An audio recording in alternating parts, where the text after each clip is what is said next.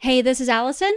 Hey, this is Tulsi. And this is Chaotic Good, your anything but neutral reality TV podcast. And today we are recapping episode 6 of season 4, The Traitors, Planning a Coup. And guess what? Tulsi's with us. Hello. So she is...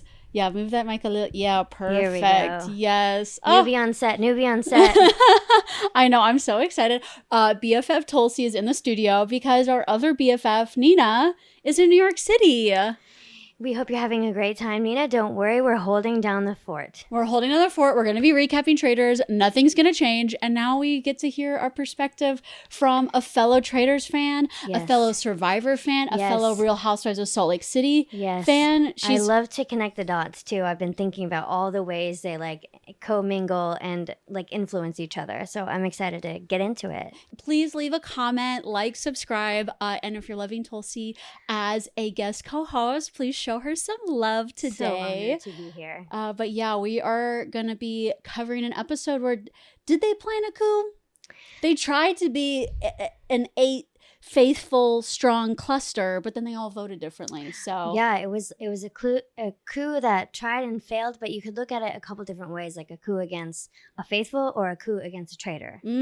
Yes, that is such a good point. I know we finally got some traitor on traitor violence tonight. Yes. We got a single vote from Mr. Bad Robbie Bobby. It hurt so good.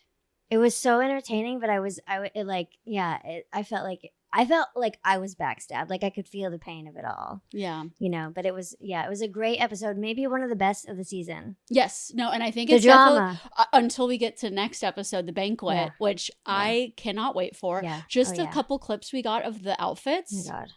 Oh my God. I had to watch that last 10 seconds 3 different times. Yes. Just because it was so rich. And yeah, I wanted to pick up all of the hints and also just get all the looks. Yeah, look into the looks. Yeah, and speaking of fashion, if you have been listening to us, we did a fashion recap, a big episodes 1 through 5 fashion deep dive. We went through all of Alan Cummings' looks. We went through a fashion bracket where we decided our favorite look of the entire season, who wore it best, all of that. And guys, we're gonna do another fashion deep dive this episode too, but just for this episode. Yes. So today, as kind of a timeline of what we're going to be doing, let's first we're going to cover our murders or not murder and our banishment of the episode, and then we're going to get into the big thoughts, questions, analysis of the entire episode, and then we will land on the alignment chart. So you're like, alignment chart, what's that? Right. Well, our namesake, our podcast name is Chaotic Good, and that is based off of the D&D, Dungeons and Dragons alignment chart. We don't personally play Dungeons and Dragons. I know of it more from a meme standpoint of when you see a meme where it categorizes everything from chaotic good to lawful evil to neutral evil, everything etc. in between. And we are going to do an entire alignment chart. We have the board right over here in the corner. Yes. We're going to bring the board out and we're going to do it live IRL. And I thought maybe as a teaser, we could share with each other what our 2 choices were, my choice and Tulsi's choice, for the chaotic good alignment of the episode. Yeah, let's do that. I'm excited because this one was actually the hardest one for me to decide on. It was the last one, came the last. I was like, what was chaotic good in this episode? I really wanted to show up and give you all a good one. Okay, well, how about you go first, Tulsi? Okay, so this was the moment it was in the beginning-ish of the episode, and there's a group of characters in the kitchen kind of sitting around, and they're like, okay, so it's going to be on Ron tonight, right? And I think Steven led the question. Steven was in there, and I think Candace and Rob and Lisa and maybe Dorinda. And he was like, is there any reason why we would think Ron is not a traitor? And Lisa's standing on the side and she's like, no, not. Nope. No. 6 different times, just her cadence of it, no, not, no. And I just was like, that is chaotic good, girl. A little disorganized, a little random-ish, but it was for her good. It's been so fun seeing Lisa. Her she is such a theatrical person. Yes. And I feel like she's like doing the take almost multiple times sometimes. And she always has these like big reactions to things. And I know we're even getting like the chill version of Lisa. 100%. But she's still so fun to watch. And I think Colton's in the kitchen at that moment. Oh, he is too. And he's looking at her like. He is too, exactly. I've blocked him out, man. I wish I could have words with that boy. But he was in there too. And he did have his eyes on her. And she knew that, which I think kind of like added to this like, no. Like just like this like, I don't know. She's almost, I feel like this string of episodes, she's almost had this really fun, but almost like nervous, like erratic energy. Yeah. And I feel like now that she's in the hot seat, she's gonna flip it, and I think she's gonna get a good night's sleep tonight, and then wake up and is like, I am Lisa fucking Rinna, and I'm not going down by Colton. Exactly. Nope, that's not gonna happen. This has awoken the Lisa fucking Rinna in her soul. Yes. And this was like just, she wasn't quite there yet. And this like nervous, no. Like it was a little bit nervous and jerky. Oh, right. The murder in plain sight. Yeah. Let me get my tea first. Right, that energy. But no, I think she's in the hot seat. We're gonna see her really turn on. So mine is Rob voting for Lisa. Okay. So this is a multi-pronged chaotic good alignment, because I feel like it is good in several ways, in that it is very objectively good for Rob's game. Makes him look like even more of a faithful by voting for Lisa. I also think it's good for Lisa because, as we talked about, like, she has kind of been taking a backseat in ways, really leaning into her silly side, her fun, fashionable side, which we've been enjoying. But I was so excited for her to get on this show so we could see that Lisa that I've seen in Real Housewives of Beverly Hills, other shows and things, where she is a force to be reckoned with. So I feel like Rob voting for her turned that on inside her. Also, I feel like it was good objectively for the Traitors too, in the sense that they have just been 3 cohesive Traitors this whole season, and now happy family. Now there's a wrinkle. Yeah, there is, and I think it's good for our viewers, us, because we want to see how do they take to things not going exactly their way. I love this one actually. This one was it was chaotic because they had no idea Rob was going to do this. Absolutely. And he just went for it, and he has no regrets. This man doesn't have regrets. I have no regrets. I'm just not ready to face her, but I have no regrets. So he knows. Yeah, because we've known Rob for a long time. Yes. We've known Rob through Love Island days, and we're gonna get all into that. Actually, one of our first topics that we'll be discussing is Rob. And also, just a little plug for this season of Love Island. If any people have not watched it, it is one of the most iconic seasons of Love Island USA. It was not this past summer, but the season before. Season 6. Yeah. Summer of 2024. We all went through a psychosis. Yeah, as one does when they commit to a journey like Love Island. I mean, it's psychotic. Yeah, it's 40 plus episodes usually. Spans 6 weeks. It's on every night. Every day except for one day. Yeah. Anyway, but it is really good. And he's on it, obviously. And you get like the sense. You get kind of like to see his, I don't know, where he got his legs in TV, in reality TV. Like, we'll be going much into the lore of Rob a little later in the episode. But first, let's discuss the murders and banishments of the episode. So I have Mr. Colton here, Colton Underwood. But wait, I'm sorry. No, he wasn't murdered. No. He was just meant to be murdered. That's why I'm holding him up, because he was destined for murder, but it didn't work out because no one took a shield during the challenge, which I was so surprised by, because I was rooting for Natalie to take a shield, because that was a shield where you didn't even have any money punishment. Yeah. So take the freaking shield. Yeah, that was shocking. These faithfuls, they keep their word and they stick to it. So we've seen. I know. And we'll be talking about some of their other decisions regarding shields later this episode at the cabin. It's coming up. It's spilling over. Yes. They're losing their minds. They're hungry for a shield, I think. They're not hungry for a shield. Well, I think now they are.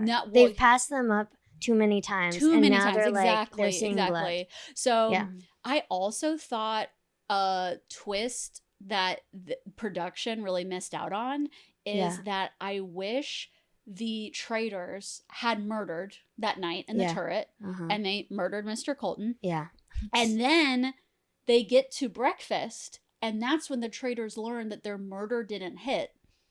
And then Alan Cumming announces, you know, you like you none of you took the shields, no one was murdered, but guess who was meant to be murdered?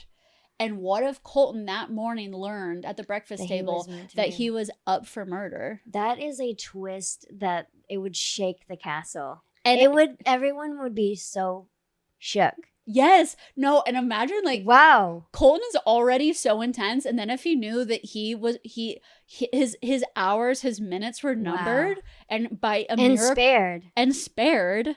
Oh my God. And he knows the last words he was speaking that night was, I don't know about Lisa. Yeah, exactly. Anyway, I thought that would have been really fun. That would have been really, really fun. I wonder, we'll never know. So I'm gonna act as if Colton's getting murdered, because maybe he will be murdered soon.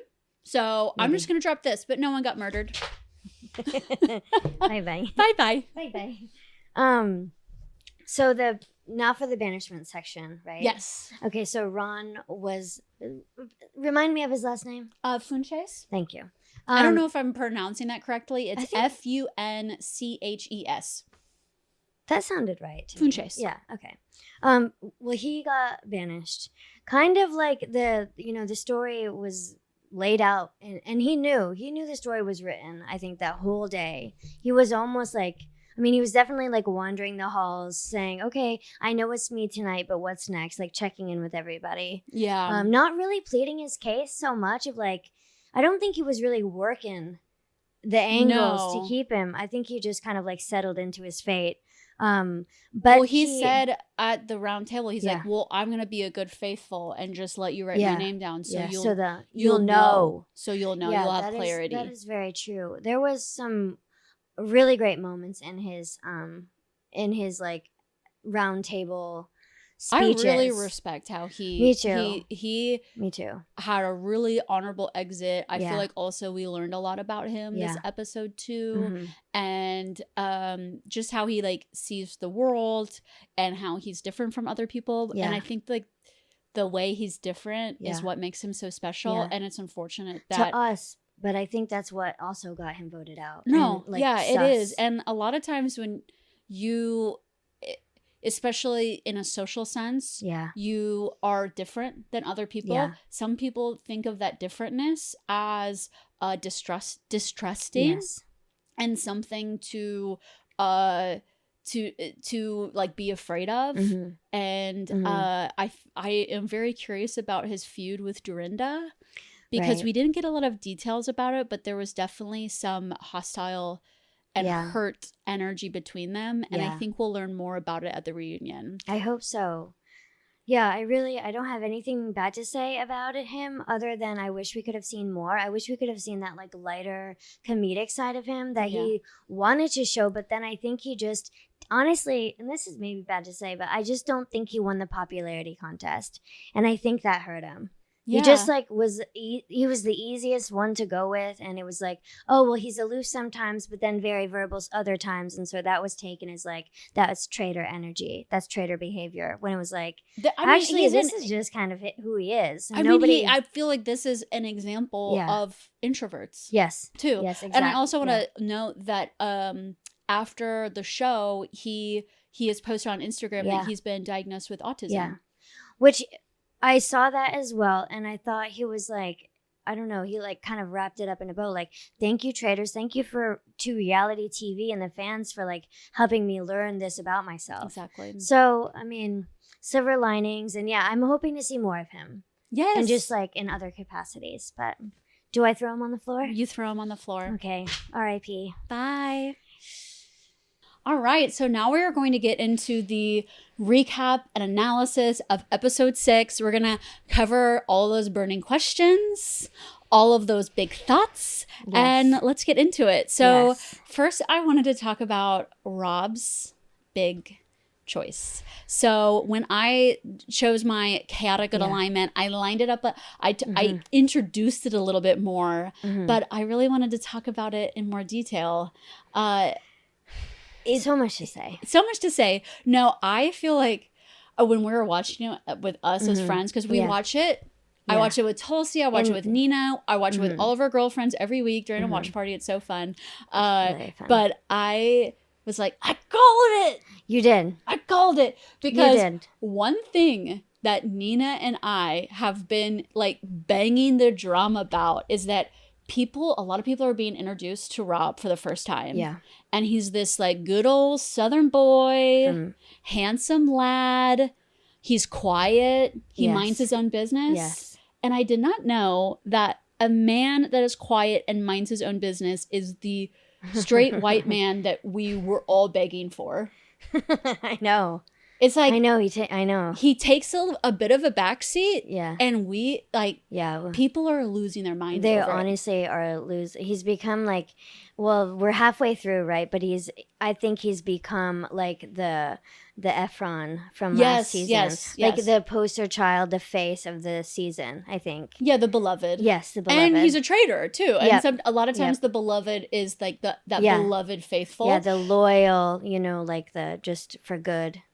Yeah, but what I called it about is because we know Rob's Love Island history is that I've said a lot of times that he'll put so little effort into relationships, but I'm going to tweak it a little bit and be like, he is a bros before hoes kind of man. Oh my God, yes. So first, number one in the pyramid is him. Yeah. And right, I was going to say him before anybody. He always puts himself over anybody. Yeah. His own comfort, his own advantage, his own like ease in life. Yeah. Honestly, he puts himself first. Yeah. Secondly, he puts the boys. Yes. And then all the way at the bottom. Yes. The ladies. The housewives. The housewives. Oh my gosh. His fellow traitors. Yeah. Yeah. Yeah, this is a great example of exactly that. It's like it's cloaked in like I'm following my heart. I'm doing what like my morals and my moral compass is kind of pointing to. Yeah, he said head versus heart a couple times. So it was very much of like we knew it was hard for him. Even Alan had to say, Rob, we're waiting on you. I'm going to have to hurry you. Like, I didn't catch that the first time around, but in my rewatch, it was like, he was the last one. And he, like Alan said, I'm going to have to hurry you, Rob. Like, you have to decide. So we know it was like obviously torn up about it. And then just like his devotion to the players he quote unquote that people actually know that he trusts and that who trust him. So he didn't want to like betray them. He didn't want. Yeah, the only people he stood up for this episode was Ron and Colton. Yeah. So he couldn't vote against them, or what would that look like? Essentially, how would that look? Also, I'm like, it is so advantageous to you. Yeah. To like align yourself with them. Like he's making it this big like heart move of like, oh, these are my friends. I really just at this point I wish I was a faithful. But that was a little because it's him aligning himself with Colton is so advantageous because Colton is coming for Lisa. Well, at first I thought, okay, this is great that they're so buddy-buddy because he can steer him away subtly from Lisa. He can steer him away. He can right the ship, because... he never defended Lisa. But they were just like, wait, like you're not... Didn't even try. Didn't even bat an eye. No. Didn't even say, I don't really know. The only thing he said last episode, not this one, but last week was like, I don't really talk to her. I don't even know her. He was distancing himself from her. I don't even know her. So honestly, it's interesting because this is technically good, traitor gameplay. I mean, I don't think it was a great move for him personally. Okay. I think it was a little bit of a misstep. To vote for Lisa? Yeah. Who should he have voted for instead? I think he should have voted for Ron. Okay. I do, because it was the way the ship was moving anyway. Like, it wasn't like Ron was, it wasn't like his first roundtable that his name was mentioned. People had been wanting to get him out for weeks, like, and banish him for weeks. It wasn't like this new... he was at this peace new with case. it, too. Yeah, it wasn't like Lisa, it was like a bomb was dropped, and, like, nobody really got a lot of time to, like, marinate on it, and he jumped on that ship, which I felt like, for me, it was, like, just easier to be like, I'm so sorry, like, internally, like, well, this isn't random for me to vote for Ron. Everybody else is, Yeah. No, I think he could have definitely put the vote on Ron, and it would have been okay. I think so. And on top of that, he would have kept the peace in the turret, which now we don't. I hope that they can iron out this wrinkle, like you said. But if they don't, then, like, the girls might be like, we're done with you. We can't trust you. So it's like, it's very risky, I think, for him to turn on Lisa at this point. But you don't want to end the point of the game is not to end with all three traitors. It's to be the single traitor at the end. I know at some point, but I don't know. I felt like it didn't have to be now. It was like he's playing such a great game. I just think this was like a tiny, teeny tiptoe in the wrong way. Tiny? Yeah, I think it was I think it was a tiny mistake. It's not going to tank his game. I mean, he's so charming that I feel like even when Candace, Lisa, and Rob were speaking in the kitchen after, oh my gosh, that was so tense. I was like, are they gonna get caught? Oh my god, they're like literally having like a turret meeting in the kitchen, and I feel like they were still like, oh Rob. Yeah, well, Candace was like throwing candy at him, but exactly. Lisa was just very much like she I feel like she had to like move on mentally from that, because like there's something else to do, someone else to kill. Like I think she was like, I've got to move on. I can't even deal with you right now. Exactly. Kind of. But I just want to be like, Candace and Lisa, he has shown you his true colors. Yeah, absolutely. Yes, noted. Let's not forget this. He does not like relationships that challenge him. Yeah. He likes easygoing bro relationships. Yeah. Okay, let's get into the mess of the round table. Okay. Because I totally saw it as a mess. It was messy, but we love a crazy mess. I mean, I thought the whole episode was like, we're creating this coup. Yes. Johnny Weir is trying to put together this 8-strong faithful cluster, and they did not vote together at all. Yes. 3 of them voted for Lisa. 3 of them voted for Colton, and then I think 4 or 5 of them voted three. No, wait, I have this written out. Yeah. But no, it was all over the place with like how the votes went down. And also all 3 of the traitors voted differently too. Yeah. Yeah, it was almost a tie. It almost was a 5-5-5 tie. And I was thinking Candace should have voted for Colton? Honestly, I wanted her to vote for Lisa. Oh my god, I'm crazy. I'm crazy, but if she did that, it would have been a 5-5-5 split. Yeah, I wanted the 5-5-5. I think we could have gotten it through other ways. Like, I feel like Mark could have. I was surprised by his vote. Yeah, he voted for Ron. Yeah, so I was surprised by on that. Colton, we have Tara, Lisa, Johnny, and Kristen, which I was surprised that out of that like 8-strong group, only Tara, Johnny, and Kristen ended up voting for Colton. Yeah. Because it was, I felt like so much of the episode was let's go for Colton, let's swing big. And we know Ron is the safe bet. Yeah. But this is our chance. See, this is where I think some Survivor gameplay would come in, like, because we know so often is the case where you're given one chance to get out of threat in Survivor. Yeah. And if you don't take it, you're most likely paying for it for the rest of the season. Or it becomes harder or more difficult, or like, I mean, that game also changes really quickly, but that's what I was thinking about this Colton vote, is like, this is the time. This is the moment, and it's gonna get harder, I think. Yeah.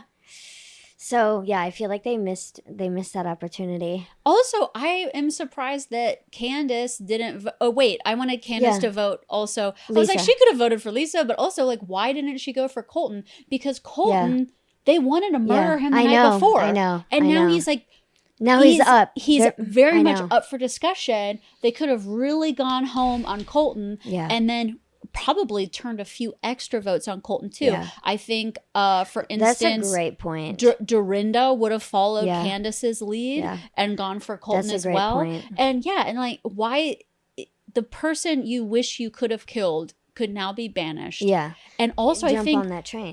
Colton's point earlier in the episode when he correctly, I think, pointed out, I think Ron is the person they're trying to just drag along for the season, because having Ron just on the back burner of like, is he a traitor? He could be. You could drag that on for the whole season. Absolutely. And keep getting other people out the whole time. And I know.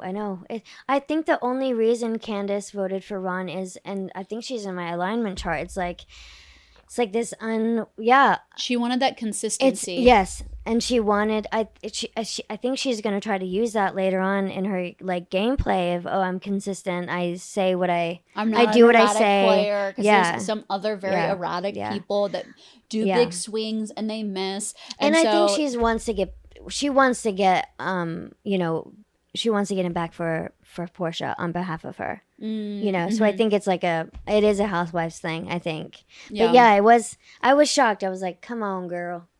Come on. Yes. And the banishment of Ron, specifically, that experience of him deciding he wants to go around the table and just say something nice to everybody as he's going around, and then everyone has this moment where they're like, wait, I don't think he's a traitor. Yeah, it is. They are changing their minds in real time.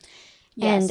And multiple, not even, I mean, I remember like the shots was like, it was definitely Tara Lipinski and it was definitely somebody else, but they were like, okay, he's like, it was so obvious at Natalie that point. was like, no, I don't think he's a traitor. And then Tara really announced it to the round table. She did. Now, I was thinking in a similar way to Survivor is that the difference between Survivor and Traitors is that in Survivor, there is no right or wrong vote. It's the vote that is in your best self-interest. That's true. And that is so true. Whereas in Traitors, the right or wrong is if it's a traitor or not. So I think when they come to this round table, people can be swayed by evidence, even if the evidence is so loosey-goosey. Because all of the evidence in this show typically is so like, why would you vote for that person night one? Yeah. Because I wanted to. Yeah, exactly. But you're a housewife type of thing. It's a lot of filling in the blanks. It's just like kind of like writing your own take and then seeing if it sticks, really. Like making your own reasoning. Exactly. And the phrasing constantly of the only way to get clarity. Yeah. The only way to know is to banish you. And so maybe you're not a traitor, but we've been wondering. It's like how, as a player, it's almost you have to get that, like, always be avoiding the traitor stink. Yeah. Because once you've got the stink. Well, this is a great example. You can't get out from under it. Yeah. Even if all of your behavior since then is just like who your like genuine authentic character is. Yeah. Sometimes you're on, sometimes you're off. You're a little introverted, you're really funny, you're a cool guy. Yeah. That doesn't make you, that's not traitor behavior. I know. And this one really, this hurt. I am like, I don't know. This one hurt. Like, because it was that moment where he's like, okay, well, I want to make sure all of y'all know how awesome I think all of you are. That it was unprecedented. Nobody has ever done that in a round table, have they? I don't think so. Yeah. Yeah, and then he really was changing minds in real time, and then he still fucking got banished. Yeah. Like, I'm just shook by that. Like, I know, just it's because of Colton. Well, it was it was after that he said Lisa, right? I know, but some of the votes that maybe would have gone for Ron went for Lisa instead. Yeah. Well, that's what I'm saying. Oh, okay. Yeah, it was his fault. It was Colton's fault that he still went home. Why is it Colton's fault that he still went home? Well, I guess I haven't formulated his whole thought yet. But because it was between those two, in my mind. It was between Ron and Colton. And then Colton threw in Lisa's name. And you think more of the votes would have gone to Colton? Yeah. Oh, okay. Yeah. I got it. Yeah. No, I almost was a little surprised at Ron is doing his kind of eulogy style, obituary style, like moment around the round table, and it's already decided that it's Ron. Although some things have been said about Colton, Ron makes a good point about, hey, it's not fair. Yeah, I love that. You know, I've been targeted for getting something wrong, whereas you've been wrong several times, Colton. But for some reason, that's okay. Yeah, you get a pass, but I don't. He had a lot of very sharp, thought-provoking responses to like him being in the hot seat. I didn't feel like Colton was. I thought he was gonna get away with it then. Yeah. And then he did say Lisa. So let's talk about the Colton naming of Lisa. So we didn't know if he was going to bring up Lisa at the round table. He was teasing that he was maybe going to hold that back. Well, all day he was like kind of planting the seeds, the little sprinkles, but then he would also on the next breath say, but I'm fully going for Ron. Be like, I've got my eye on Lisa, but I'm fully going for Ron tonight. Like he said that multiple times. Oh, yeah. And then I just don't think he could help himself. I feel like he had this uncontrollable urge. I think a lot of the show is him having uncontrollable urges. And he should have just played it cool. It was so much better for his game, I think, if he just played it cool. You plant the seeds and then you back away. Yeah. Because it's been tough for me because I know the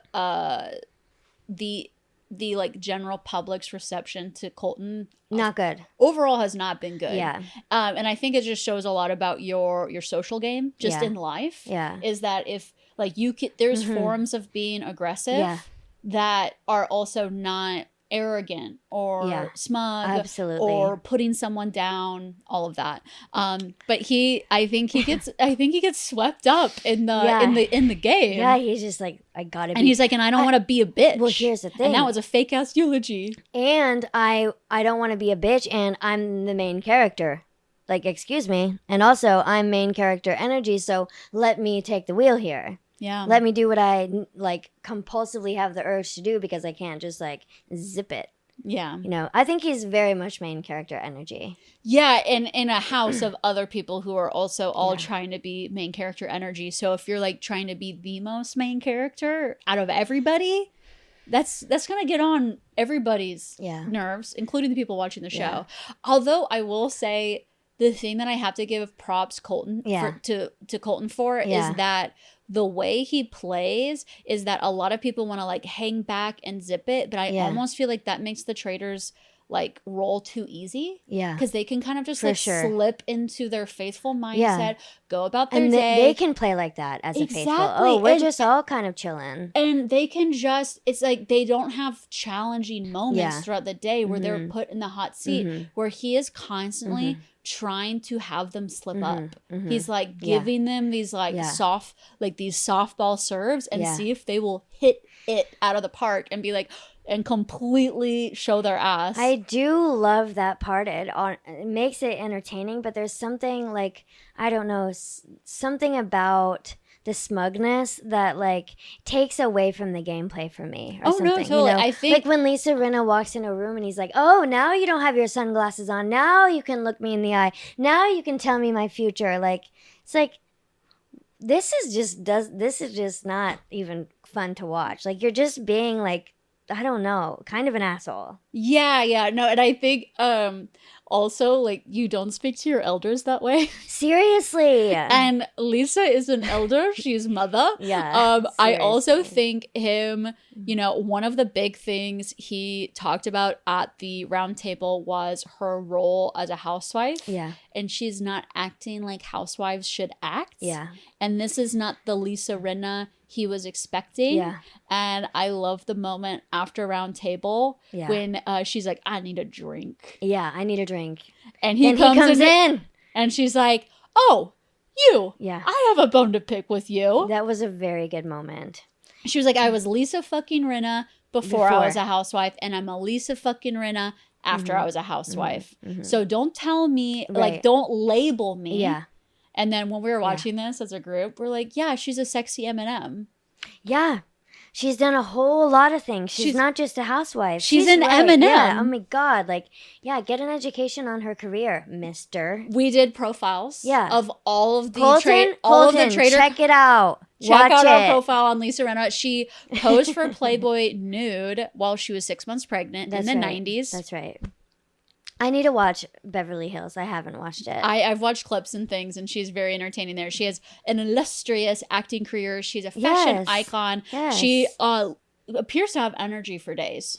I want like some Lisa juice in my life. The part of that is like, you know, as a housewife, I'm sure I liked how she spoke to that exactly. She was like, I don't live like that every day. I can turn it on for you and watch me, but you want to see me dance on a table and throw a wine glass? I can do that. But I'm not like, he put her in a box, just like Ron was put in a box. Mm-hmm. You know, like I really feel, and that's where in life and in Traitors, that's like where you misstep, honey. You can't put people in boxes. Yeah, I really don't think. Like, because then you're missing like so many other like things about them. And when you just have these blinders on, yeah, you can't see the truth. I mean, even though this is the part that I hate, Colton's right. Colton is right. And I don't know what to do. I really wanted us to explore that bias because I feel like last episode Colton was receiving a lot of hate. Also, he's received a lot of hate for like some of his actions in his past with his ex-girlfriend, stalking charges, all of that.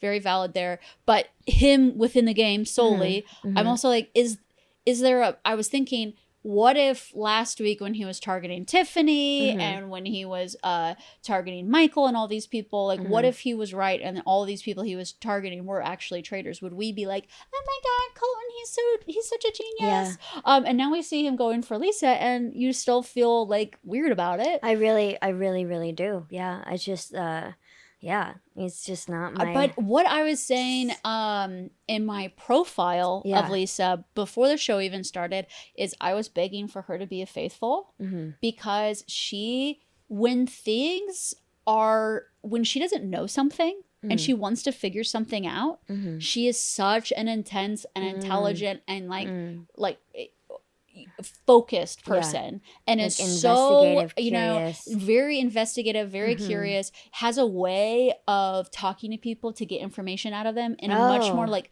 fun but also intense way that would have been maybe a foil to Colton. And then to see her on the show where she's just very like silly and erratic and hanging back and having fun, and I'm like, I know if Lisa was really like did not know who the traitors were and was tasked with being a faithful, we would be seeing a different side of her. That is facts for sure. I just think that this whole episode was so much of a shakedown that it's going to be like Lisa Rinna part 2 moving forward in the season. Yeah, do you think her days are numbered?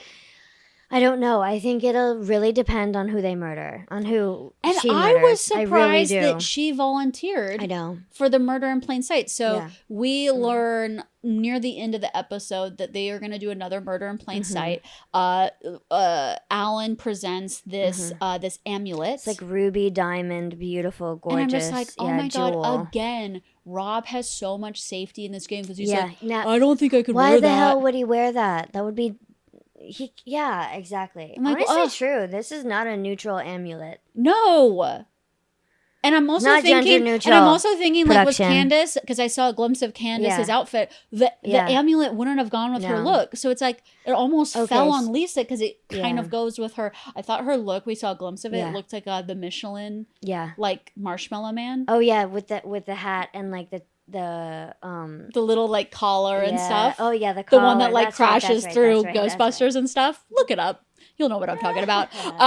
But yeah, I was just like, wow, she's really putting herself out there with the amulet. So we're gonna have to really see how she does. There really wasn't a discussion. It was very much like, oh, this looks like you, and she rose to the occasion. I think because she has, like, she wants to kill. Well, she wants to kill. She's a method actor, and she literally believes she is killing people. Yes. When Carolyn Stanbury was like, well, I'll sue at BroFoCon. Yeah. No, you won't. No, you won't. Yeah. Because I'm about to chop your head off. And she said that she wanted to slit Colton's throat in the turret. And I was like, I think she literally means... Yeah, so she's gotten a taste of blood, and she can't, like, she's just like hungry for it. She's just like, so who do we think that she may go for? Because I don't know. Candace and Rob are saying It's up to you. Well, they were saying don't go for someone that voted for you. Right. And the people that voted for her are Ron, he's out of the game, Colton, Eric, Rob, she's not. Oh, I was seeing in comments and stuff that people were like, "Oh, could she kill Rob?" I'm not sure. But I don't think Rob's going to touch the amulet. So he already knows that. He already knows Smart. the jet. And he's like, I'm good. And then Natalie. So Natalie, Eric, and Colton would be like the Lisa votes that maybe she shouldn't go for. And then the other ones that are up for possible murder are Mark, Dorinda, Jam, Maura, Steven, Kristen, Johnny, and Tara. I think it's going to be one of those. I think somebody at breakfast this past episode were like, the traitors are choosing such random people.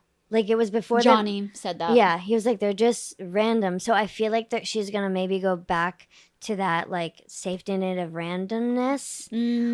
Or it's either going to be that, or it's going to be straight up Colton. And then she's going to have this story of, well, wouldn't you think the traitors would kill Colton to frame me?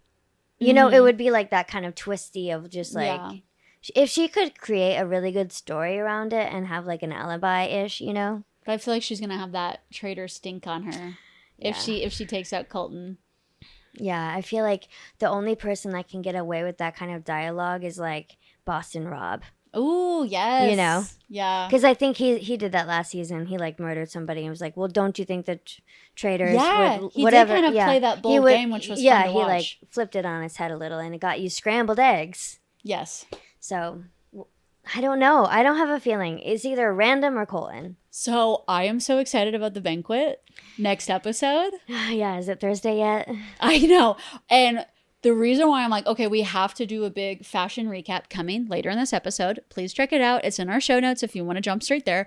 But because the fashion next episode, I can't. Needs its own moment. And I can't group it with other things. Because everyone's turning up.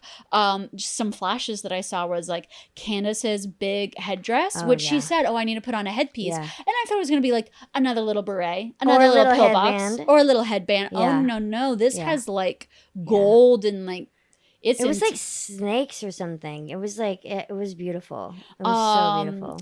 Jam is wearing like a white suit with feathers. Yeah, like Colton is wearing like this like pearl like undershirt that's all pearls.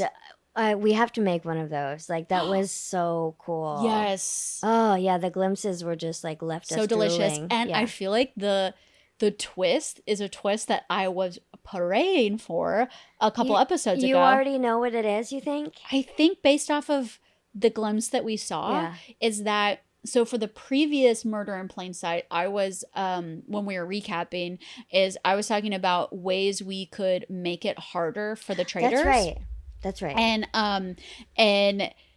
And what I wanted was for Alan to get everybody together and say, hey, it's happening. There's going to be a murder in plain sight tonight. So everyone's paranoid. Everyone is on edge. And the traitors still have to figure out a way to kill. Yeah. And I've been wanting to put the traitors in a hot seat more. And that's why I sometimes want to like throw a bone to Colton, because I feel like he is single-handedly trying to put the traitors in like electric chairs and electrocute them. It's not, he doesn't do it subtly. He doesn't do it elegantly. Yeah. But he has a crazy eye when he does it. Like it's like a crazy eye. Yeah. But I'm like, I feel like in so many seasons, the traitors almost, the reason why the traitors get out of the game is because they're internally implode. Yeah, absolutely. And so I just want to like, come on, faithfuls, give them something. And so maybe this is going to be good because everyone's going to be like, on edge. It's going to be great because you're right. It'll be like everybody will have like their spidey senses out, I think. Like they'll be like seeing in their third eye. Like they'll be picking up anything that's there to be picked up on, you know? Yeah. I wonder, I think I saw a shot of maybe Maura and Lisa or Maura and Candace, but I feel like I saw maybe Maura kiss someone in the preview. and like just like a quick Yeah. peck. But I'm like, who be kissing at the banquet? I don't know. That's just really a night. That's a night when I would to- not touch anything, not be with No. anybody. Kiss? No. So I'm like, Is she falling in love? I mean, we're all falling in love with Mora, but I wonder if Mora will be the one to touch the amulet. Just because I think because a jewel like that would like grab I her feel like she's a little attention. silly and a little, Yeah, I think you're right. I think a little handsy. Yeah, I could think see you're it. I could right. see it. And Johnny already said, I'm not touching No, anything. he said don't touch anything. It was like announcement, don't touch anything at the And banquet. Mora doesn't remember Yeah. announcements. She doesn't remember everything. She's She has so a bad cute. memory. She's so cute. But we love her so much. So we've talked a lot about Lisa, Yeah. a traitor. We talked about Rob, a traitor. And Yeah. I wanted to put the spotlight on Yeah, our Candace girl. a little bit Cutie because I patootie. feel like she placed amongst the traitors is in the middle. She's the middle child. So Rob is top traitor. Yeah. He is the most deeply embedded with the faithfuls. He is willing to turn on his fellow traitor Yeah. to get farther in the game, and no one is suspecting him. Yeah. Then I feel like Candace is number 2, Yeah. because people really do consider her a faithful, but she was not part of that 8-person faithful cluster. Well, I think Mara said her name. And she was like, Candace. And then, or somebody said Candace, and Mara was like, no, she's going to vote Ron tonight. There's no convincing her otherwise. So maybe she'll have a seat at the next day. Very possibly. Because I think it was just, everybody knew she was so headstrong on Ron that they were like, she's not going to vote for Colton and join us. But I feel like she could be a part of that group. She could be, yes. And I also feel like her not willing to do maybe what it takes to turn on Lisa yet. Yeah. Like Rob was the first one, and I feel like him almost first in the race of turning on one of them is gonna be beneficial to him. Puts him in a And better then I would position. say Lisa is bottom traitor right now because she's in hot seat. Yeah. Okay. So what do you think Candace could do to make it to the end and win the game? You know, I think this kind of middle child, I am a middle child. Yeah. So I feel like that could honestly like help her. She's fitting in good enough. Her She's social being out game of is incredible. Yeah, and I would actually, I mean, I know you think Rob is top traitor, and he might be, but I do think it was a misstep. And if I'm a faithful, I'm gonna question, why did Rob have such a hard time writing Lisa's name down? If he loved Ron and Colton so much, why was it even a question? Yeah. Like, if somebody it's like, I just don't like that connection at all. And I feel like somebody's going to be smart enough to figure it out. Okay. So I think Candace is like, I don't know. I think she's in a really good spot. Yeah, I think she could make it to the end. And I saw a clip of her on social media, and it was after Traitors had been filmed. Mm-hmm. And I don't know if the reunion has been filmed yet. I hope not. Because I like for a reunion to be after the show has aired, so people can also get the full like how the public is receiving them, like and how they were like shown their edit, exactly. And she says that they're like, oh, what can we expect at the reunion? She says, I'm gonna cuss someone out at the reunion, and they know who they are. I don't think we've seen that part yet. Like, I don't think we've seen who she wants to cuss out yet, right? No. No. But I'm curious. Yeah. Is it gonna be a fellow traitor? Is she gonna cuss our golden boy Rob out? I mean, I wouldn't be surprised. Is she gonna cuss her fellow housewife out, Lisa Rinna? I don't think so. I don't know. Anyway, I just want to put that in your dome, in your head. Yeah, who's she gonna cuss out? So when things, because it's like someone does something to Candace to maybe not win the game, or maybe it's something personal. It's really, next week is gonna really kind of like show us like how the cards fell after this crazy roundtable. Like, if the traitors are able to just quickly come together again. I mean, if there's I was grudges surprised. held. I definitely think their best move is to flip it on Dorinda. Because I think Dorinda also is playing a more behind the scenes. She's such a chilled out Dorinda. We know there's a feud between her and Ron, but usually when we see Dorinda feud, she's got her hand up here and she's yelling down your throat. I'm glad you brought that up because our friend Colton is so quick to say that about Lisa Rinna of like, where's the one I was expecting? Where's the housewife? He could also say that about Dorinda. Exactly. And he hasn't, and no one else has. So that's kind of like, yeah. So I want Lisa to be like, that. Oh, you think I want Lisa to be like me? Yeah. No, you exactly. Yeah. Exactly. No, I think that's good point. I think that's definitely Lisa's most successful way out. So now I want to chat about Johnny Weir's episode today. What did you think about Johnny Weir's he almost woke up with some new energy. Well, I have a theory. Yes? It is because this man looks so beautiful this episode. He really did. I feel like his outfit, his like makeup, his hat was... He had a magical stone on his hand. Exactly. Like all of those stars aligned and he was like, I look so fucking good. I'm going to use my voice tonight. Like I felt like, I feel like we all have had these days where like our outfits are great, our hair's great, whatever. But like it's truly powerful sometimes. Yes. And I feel like he stepped into his power and like, I don't know, and that's why like the outfit, his face, I mean everything was just like so gorgeous and I loved it for him and I'm glad like that was a synced up moment where he could like find his voice and express an idea, a really good idea, like the cluster of 8. Like, it was strategic and he's beautiful. And I don't think that was a coincidence. I love to hear that. Also, it makes me think of the fashion bracket that we're going to do shortly. Yes, I know. Where we will... I'm going to put Tulsi through it, and she will be the deciding lady of who has the best outfit of the episode. And gosh. I have a feeling Johnny Weir's look is going to make it through a few rounds. I think so. I'm a fan. So no, I think also, so now they're down to 15 players. Right. So I think now nothing. the number of 8 felt manageable. I think so. Whereas before with so many other people, it's like we can't really ban all these people. We can't wrangle 10 people. We can't wrangle 12 people. And just seeing how socially he's getting along with everybody, no surprise there. Yeah. I think he's a lovely person. I love this moment where, oh my gosh, who do they bring into the room? Oh, he brings in Kristen in the room and she's like sitting on the armrest. And then he says, no, you sit. Yeah, you sit. You sit, I'll stand. Yeah. It's fine. No, he just seems like a very like kind, accommodating person. I love all of this. Like, I love him. I really do. I'm like a huge fan now. There could be like a tiny couch with just Johnny and Tara on it. And I know they'd be like, oh, you can fit.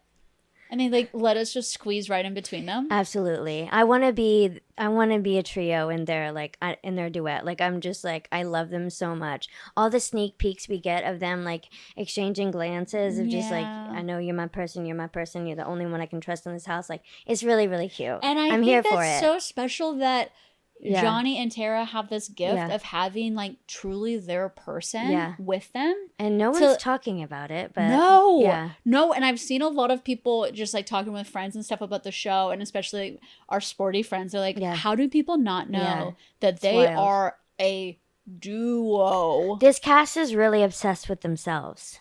Yes. Also, it shows like all the bubbles we live in. Right. Because the housewife bubble, the sport bubble. When it comes to Olympics and sports, I drop in. Yeah. I drop out. Yeah. I'm not, tuning in for the coverage. I'm kind of by the way, is there some Olympics starting? We should check. Yeah, and they're going to be covering it. It's starting, I think, Oh, yeah. No, this is a big... Okay. 2026 is a big year for them. Okay. I'm happy for them. Great. No, I think it's starting like February 8th or something. And it's in northern Italy. Yes. Gorgeous. Gorgina. No, I was really happy for Johnny because during our recap last week, our parting words with the faithfuls was wake up. Because... Seriously. Colton is controlling the votes. He's controlling the banishments. He is because he's an aggressive player, but there doesn't have to be just one aggressive player. Yeah. There doesn't have to be only one loud voice. Right. You just need to use it. Like it doesn't even have to be loud. Exactly. It's just like, this is an idea I had, or like, you know, among your friends talk about stuff. But and I think definitely, you know, Johnny's social game is better than Colton's.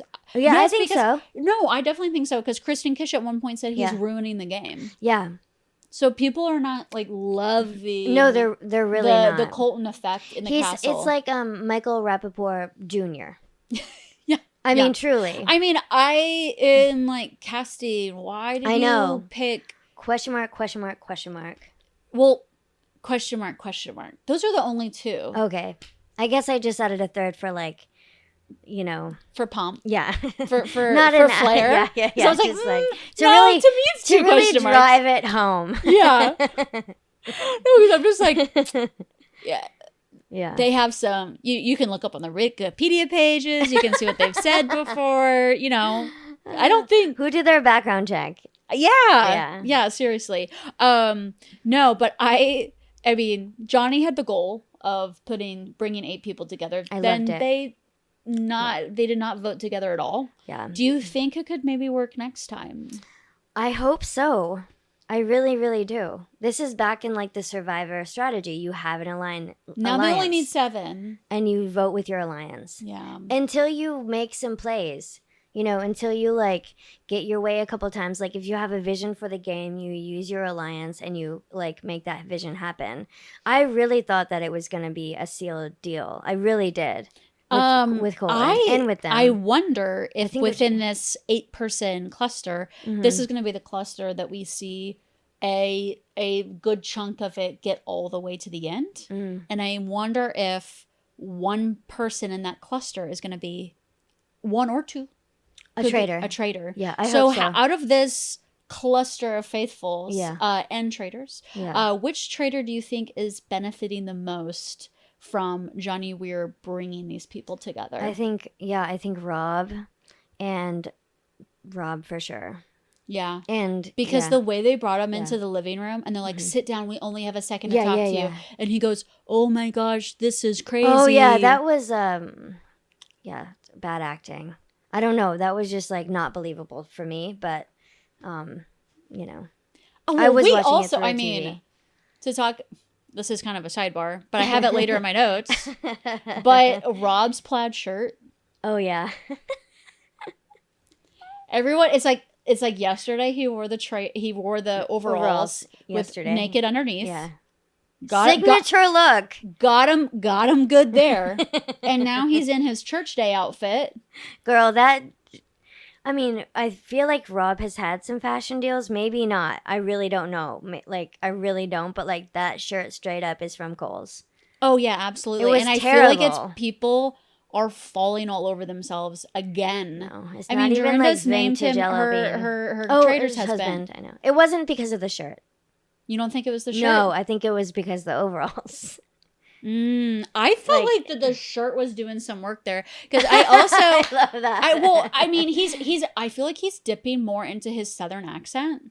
Oh yeah, because he knows. I've seen Southern people do this. Oh yeah, where I mean we live in the South, Athens, Georgia. What's up? If it serves them, they'll turn it up. Oh right? Yeah. Oh yeah. Also, when they leave the South. And they're now like in New York or LA, trying to stand out, trying to make friends. Oh yeah, trying to be known for something. I'll see them, and these are people like I've known personally.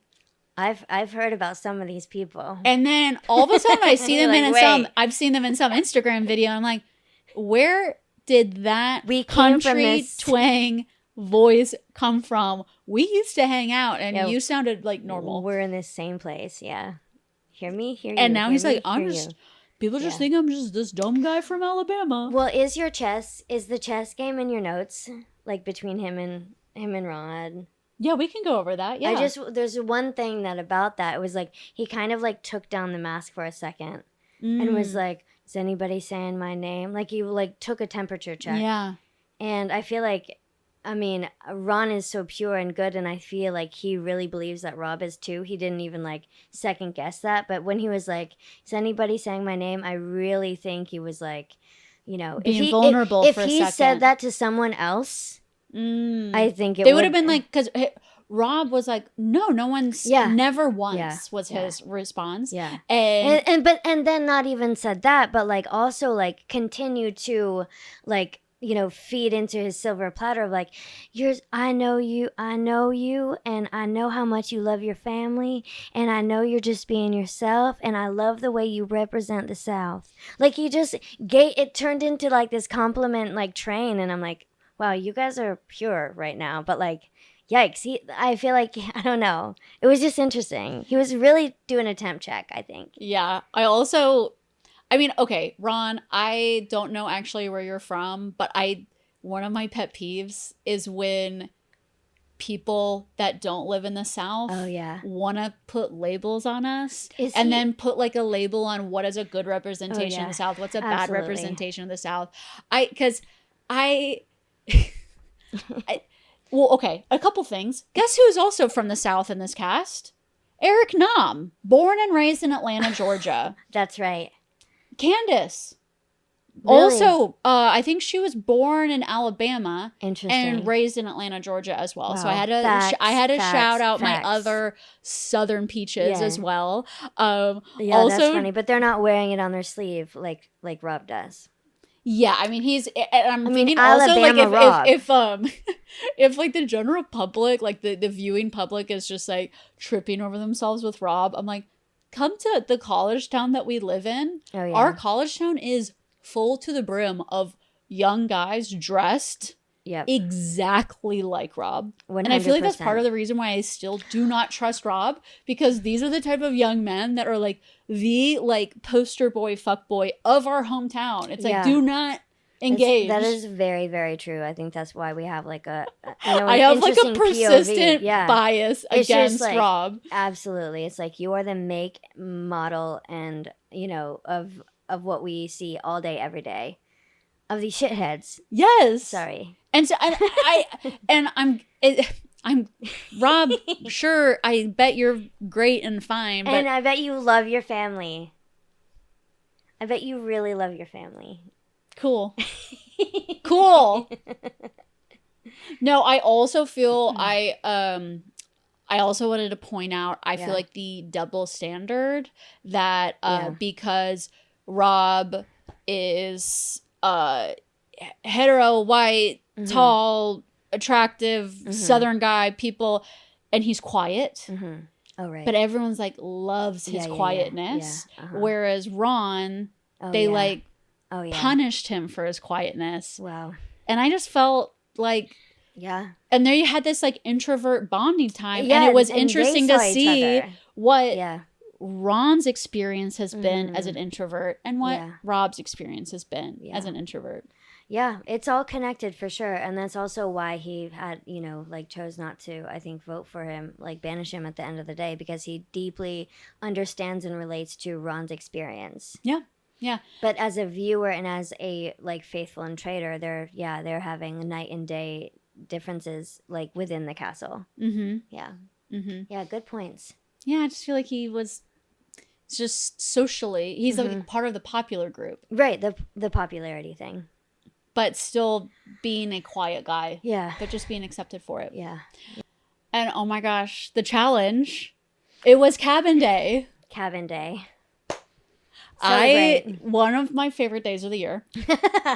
Something I always look forward to is cabin day. Is it really called that, or is that just what we refer to? I know it's the cabin challenge. Yeah, but cabin day. But I'm calling it cabin day in my head. It's very cute. However, this cabin day, if I was going to rank my cabin days, this isn't my top one. Oh my God. Can I regale you with my favorite one? Oh, yes.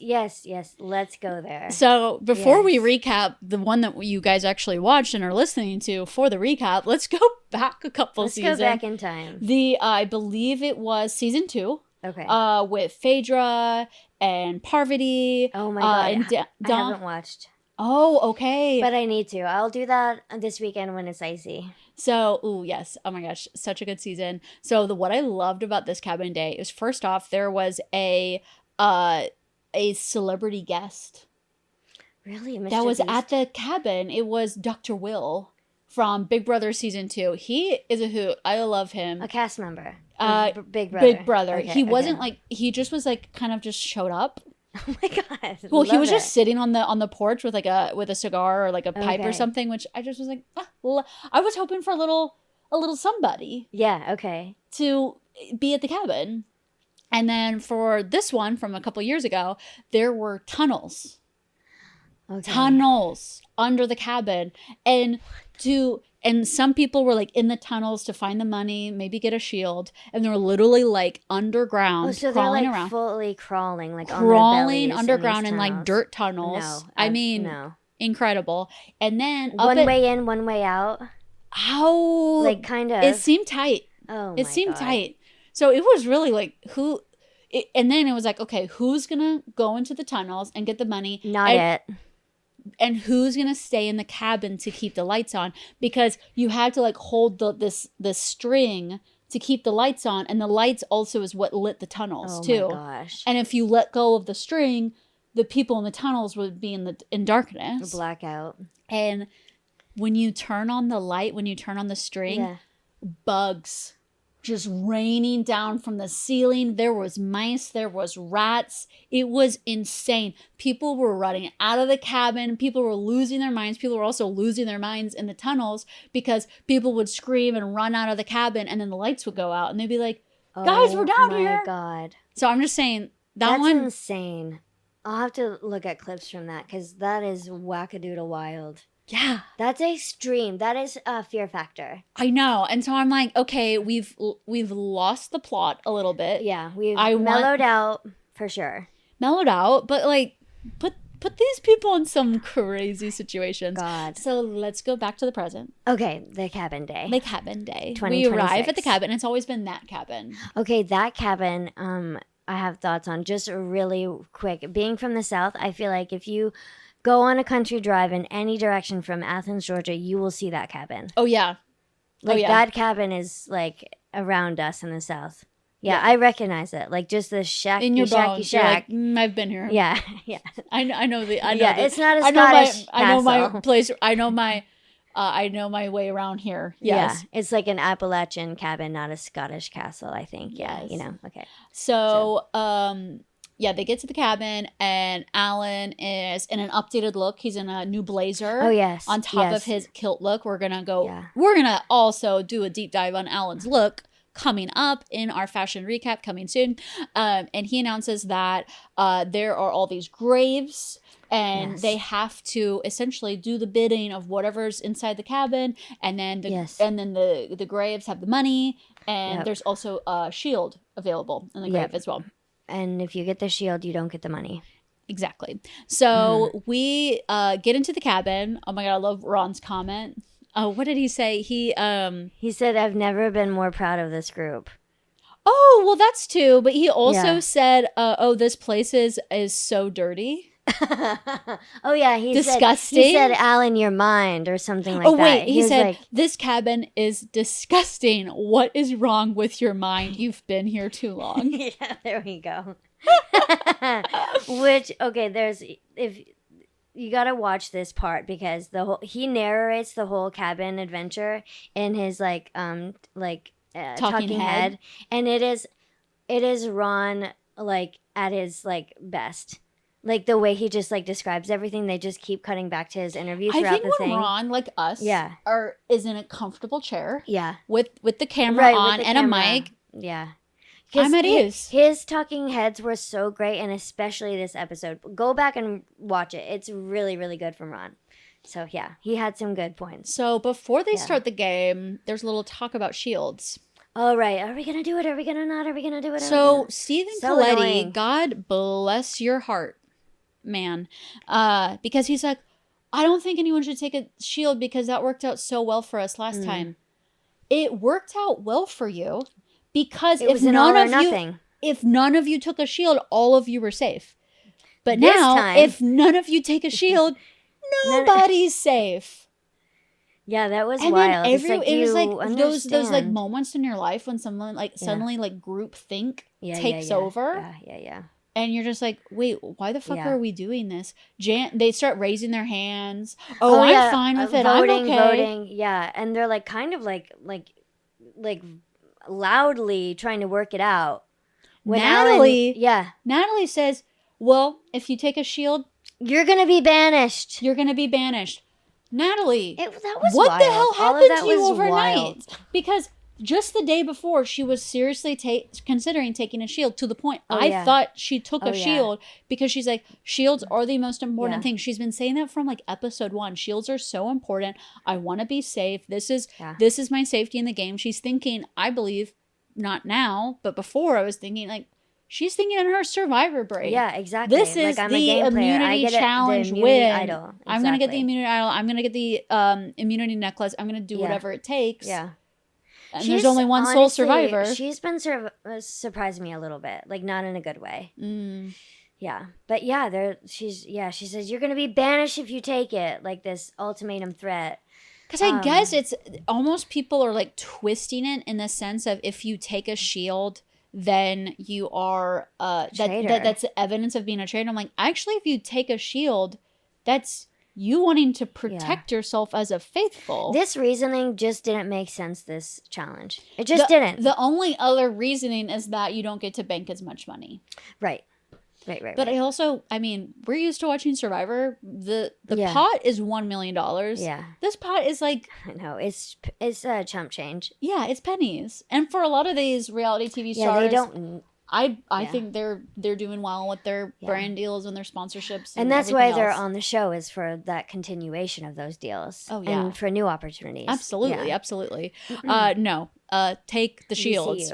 Yeah. And Jam even when he was like running out to the grave with Maury, he's like, I think I want to take a shield, and she's like, oh well, no, we decided we can't. Yeah, I don't know. It's really surprising and a little confusing this time around. But like I said, it's like this is the second challenge where nobody gets a shield, so I think they're going to really be thirsty for it the next time. You don't think they're down with a sickness? No, I think they're going to be like, fuck that. I would love to see that. I would love to see. Do. I also would just love to see someone be like, yeah, I took the shield because I don't want to get murdered. Yeah, exactly. And then everybody's going to be like, shit, you're right. What were we thinking? I wish I had the shield. Yeah, when they're murdered the next day. Yeah, exactly. So it's I'm surprised, but I also, for Cabin Day, I wanted to give a shout out to our cabin staff. Psychos. We got the girl in the corner covered in blood and screaming. I'm sorry, she's haunting me right now. I can picture her scream, her blood, her hair, her teeth. Wow. I know Traitors is casting now for like a normal person season. Yeah. And I need to give her a spot. I do want to apply, but I don't want to apply to be a contestant. I want to apply to be part of Alan Cummings' Insane Clown Posse band. I want to be the hand in the grave. Oh, yeah. I want to be the girl drenched in blood in the corner. I mean, the logistics of that, I've really been thinking a lot about it, is how the people in the grave. Yes. How do you just, at the exact right time, do that and then come down and like, wow, like the mechanics of that. How are you breathing? I mean, what is going on down there? What? Like, wow. That's the behind the scenes footage I want to see. I would love that behind the scenes. Absolutely. No, Nina and I have always joked that that's our dream job. Okay, I'm into it. I'll write you a recommendation letter. No, when the insane clown came out with the balloon and popped it, Nina's like, oh, there's me. That's all we want to be in life. We are recapping the show because we do love recapping shows and we love running a podcast. But the real end game goal, is to be one of Alan Cummings' little masked servants doing his bidding. I see this for you. You really would excel at this job. I'm free this summer. I'm free for the Scottish Highlands. You heard it here first. I'm available. Well, I want to say one thing about this game is it's like, okay, so in Survivor, we have the physical challenges and then we have the puzzles. And sometimes they're like merged into one longer challenge. But this was like this was our puzzle people. Yes. No, there wasn't the big, you're not pushing a throw. You're not racing through the forest. Yeah. You're not doing anything. You're not carrying a statue. Like you're not, finding something, running away. You're just like solving these haunted puzzles. I feel like if they didn't have, so they had that big dusty table that they turned into a dry erase board. And I'm like, oh, if I can write out my thoughts and like do the connections in the dust, I got this. And they did so well. They did. I think partially is because they're able to like write in the dust on the table. Yeah. And I feel like in general, you know, of course I'm comparing it to Cabin Days of past, but I wanted bugs on the table. Oh yeah, bugs were just in the corner. The bugs just came out of a corner and that was it. Although I do have to shout out, Johnny Weir had another great fashion moment. Absolutely. Because he wore a turtleneck. It was like spandex turtleneck. And he wrapped it all around his head because he knew. And is up to his chin. He's like, I've watched this show before. I don't know what's about to come out of the ceiling. I'm so glad he packed that. Yeah, I bet. Oh, yeah. Okay. I think they had an inkling at breakfast, and he's like, I know what I'm wearing at the challenge today. Absolutely. I want to know what brand that is. That was really, really good. Yeah. That was wild, though. Just that whole cabin. But yeah, so we, that is our big thoughts and analysis of my goodness. Traitors season 4 episode 6. Wow. Such a treat to only recap one episode. Yeah, honestly. And this was a really good one. Like I said, I'll say it again. I think it's the best episode of the season. I think a lot went down, and I'm just really, I'm so happy to be here chit-chatting about it. I'm so happy you're here too. This was but fun. As you probably can see, if you're listening to us on audio or if you're on the YouTube video, there's lots of video left because we're about to have some fun. Yeah, let's do it. So we are going to be doing a fashion bracket and an alignment chart next. Okay. So we've talked about the strategy. We've done the analysis. We've done the recap. Now let's talk about fashion. Oh my gosh, because really, if you want to dive deep into the fashion, check out our recap from last week where we did a fashion deep dive episodes 1 through 5. We did a great job. We spent hours on it because there was so much to discuss. So many looks. But now we just can really boil down to one episode, which is just such a treat instead of 5. That was so much to cover. So today we are going to start with Alan Cumming. This is one of my favorite looks of his. Yeah, so he's been looking amazing this season. So I have his stylist's Instagram pulled up. And he came out to breakfast with a kilt look. So he did a kilt look episode 1 when he introduced everybody. But now this is another rendition. He's got this like really pretty sash that has like pearls along it. Oh my gosh, yeah. And then like that collar, that kind of like Elizabethan collar. Mm-hmm. Like ruffled sleeves, like tight at the wrist too. Mm-hmm. Yeah, that pattern of the kilt is just like honestly like looks. Yeah, that fabric is like it's like gold and silver. It looks almost like nubby to the touch. Sam Spector also. I just always have to give credit to the stylist. Also, he does. He outlines every single episode or every single outfit on his Instagram. So I was like immediate follow there. So he was inspired by the works of Kit Wan Studios and asked them to collaborate on making this glam Scottish mixed fabric delight for this episode. So I'm also very excited for Alan Cumming's look next week for the banquet. So it's just going to be like, is it this base with it just like built upon? Yes. So he arrives to this in breakfast. Yes. And then when we get to the challenge, this amazing coat in slides 1 and 2, this amazing blazer. I'm like, I would wear this. You would wear this. The cut is fabulous. I love like the angled shoulder and like right hitting at the waist. Yeah, the cut is just perfect with that collar and oh my gosh. We've got leopard print on one side, polka dot on the other. The one back of his arms is that really thick, like almost fur kind of material, like almost like a fox, like red fox kind of fur. Also, he's got like very coiffed, flowy, like red hair too, darkened eyebrows. I know his like makeup and hair is just all. I don't know. It really works. And that like green poking out of his kilt, that almost like grass green, like it's really beautiful.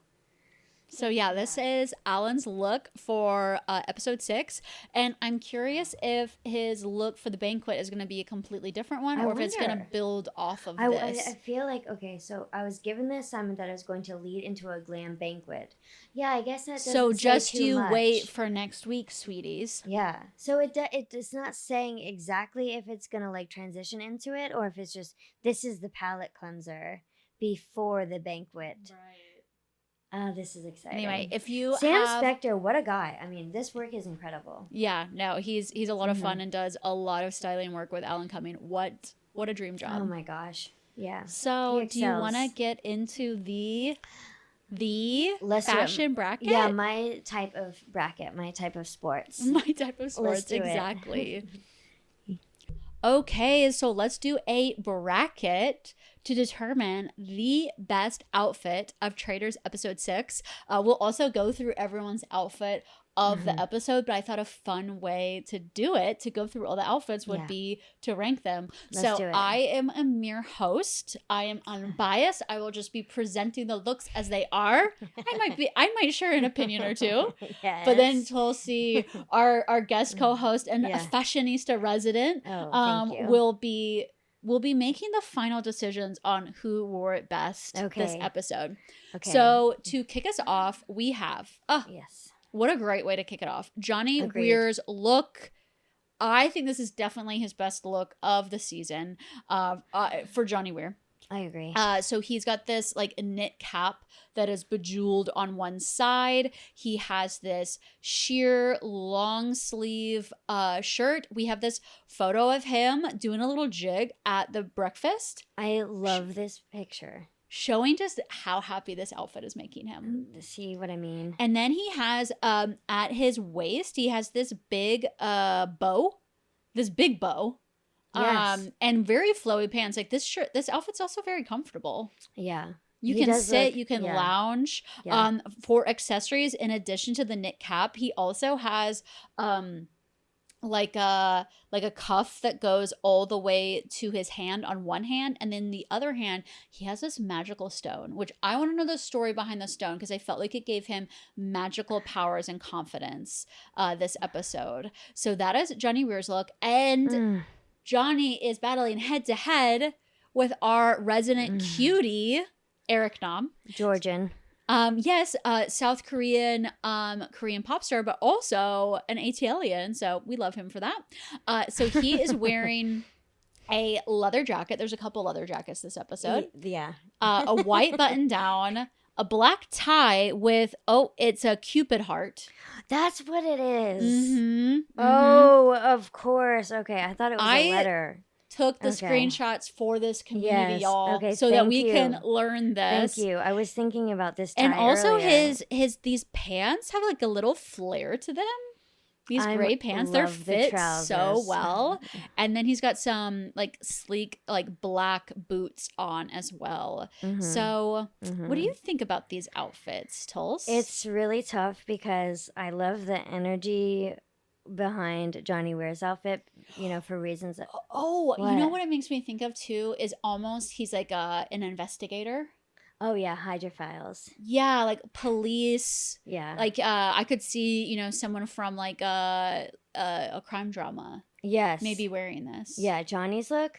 No, Eric's. Oh, yes. No, just Eric. kind of that business look. Absolutely. He's the police detective arriving on the scene, gonna figure this out. God, I know. It's so good. See, if a detective arrived on the scene and was dressed as Johnny Weir, I'd be like, this is silly, right?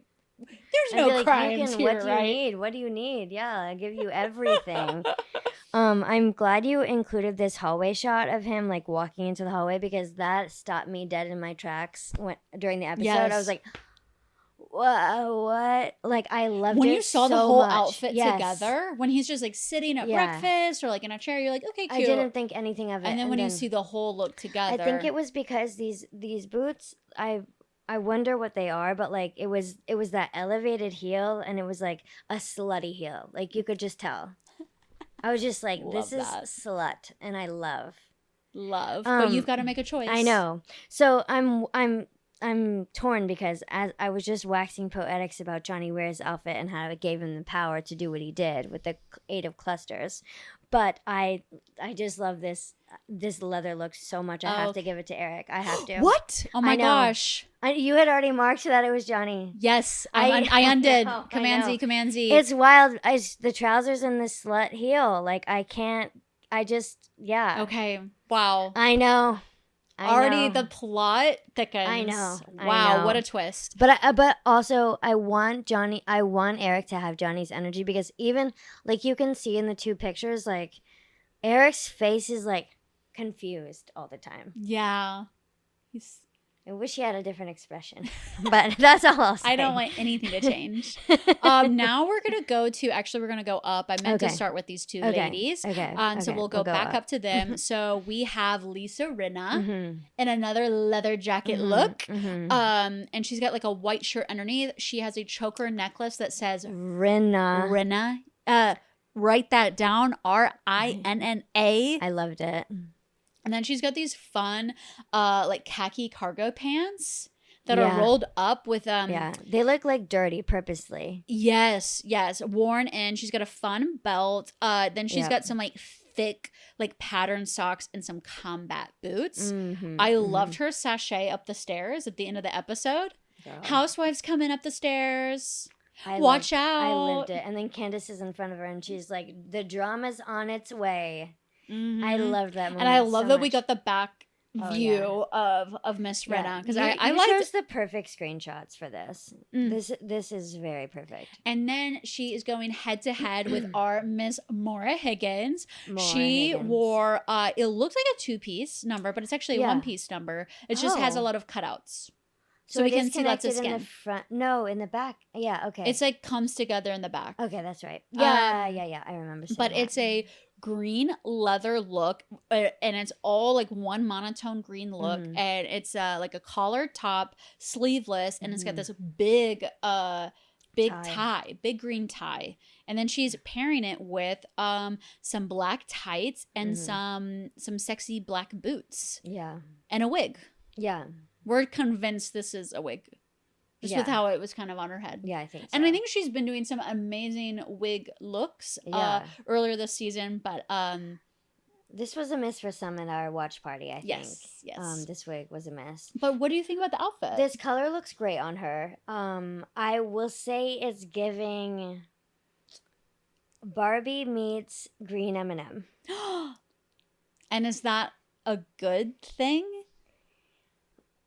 It's not a bad thing. I do like this look a lot, but this Rinna look is iconic. I have to give it to Rinna. I just love it so much, and I love her attitude in this look. Yes, I've loved her attitude in all of her looks. I have been loving a lot of the interesting shapes that she's doing with pants and lots of oversized looks. A lot of things that aren't overtly sexy or girly.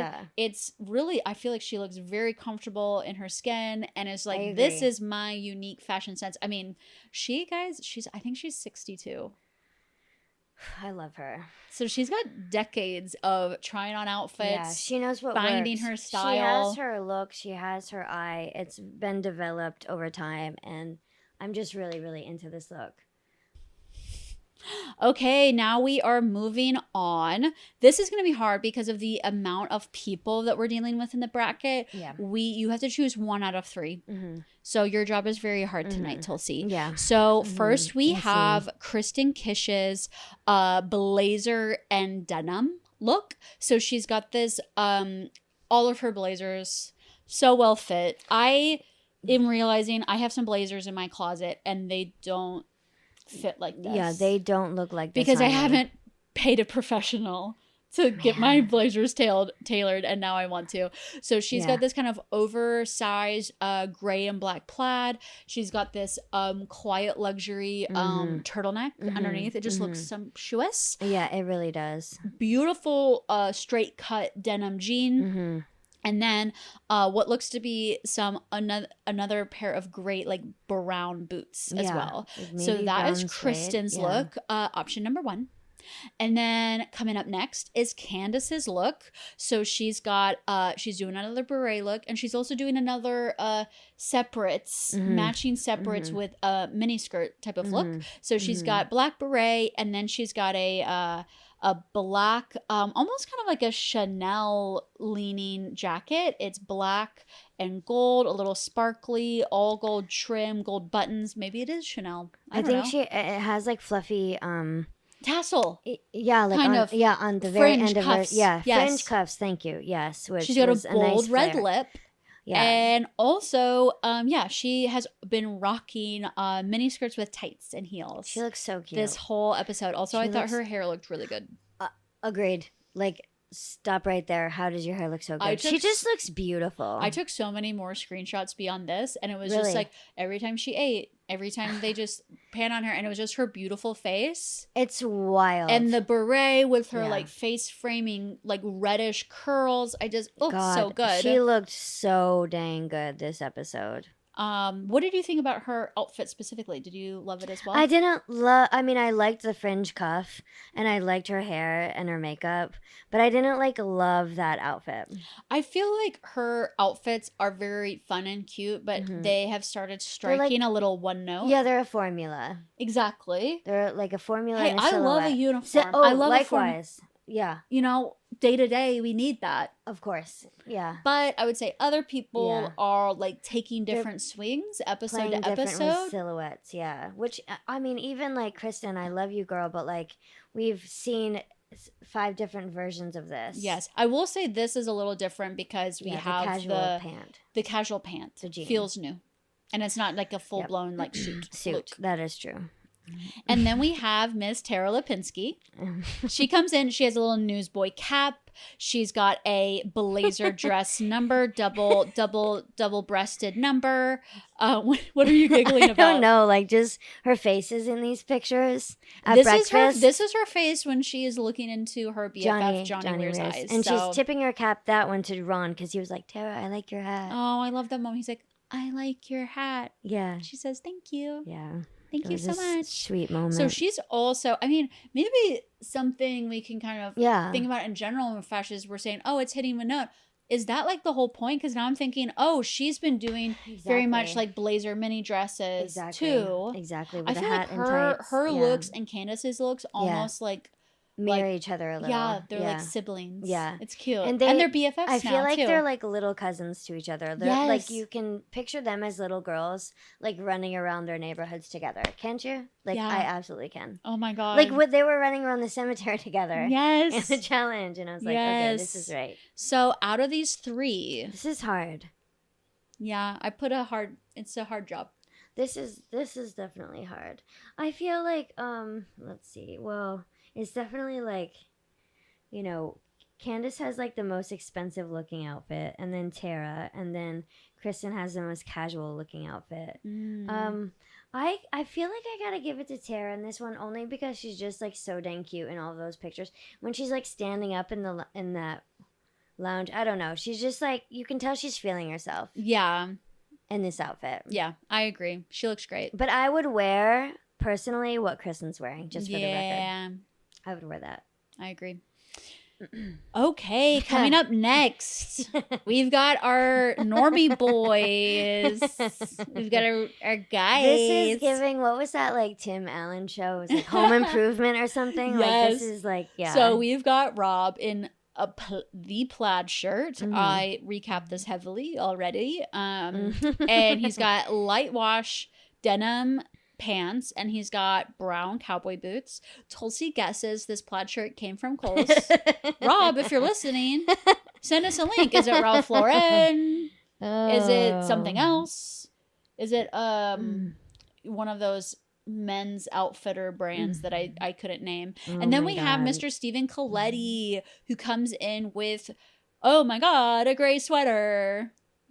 And they're like, cool sweater. And he's like, well, I got to set the bar low. He literally said that. So he did literally. So for setting the bar low, which one is your favorite? Okay, so do you zoom in on those that hem of Rob's jeans? Oh my gosh. Do you remember this?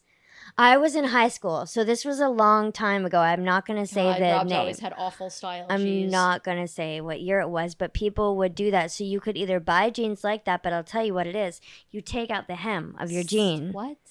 You take out the hem, and then you iron it, and that's what it looks like. So these are like, this is a blast from the past hem. I swear to God, like that's the thing. That's how you achieve that. He's giving high school boyfriend. Yeah, absolutely. Those boots are probably expensive, but I don't know about anything else. You gotta pick. I know I gotta pick. I'm gonna pick Steve. Oh. Rob's pod shirt did something for me, but it's all good. I know. No, you think that's the workhorse of the episode? I really do. Yeah. Steven's sweater has kind of a cool ombre. It's got like an interesting color detail to it that it's not. I think this is his color. I think it's like in his good color palette. I think it's a flattering sweater on him, and I really like how he's like not trying to do too much. You respect it. Yep. Okay, now going on to two guys with fun fashion this season. Oh yes. Now that Monet is gone, literally they're doing the heavy lifting for fashion. Monet, come back. This bracket would be much. Like blasted out if Monet was in it. I know.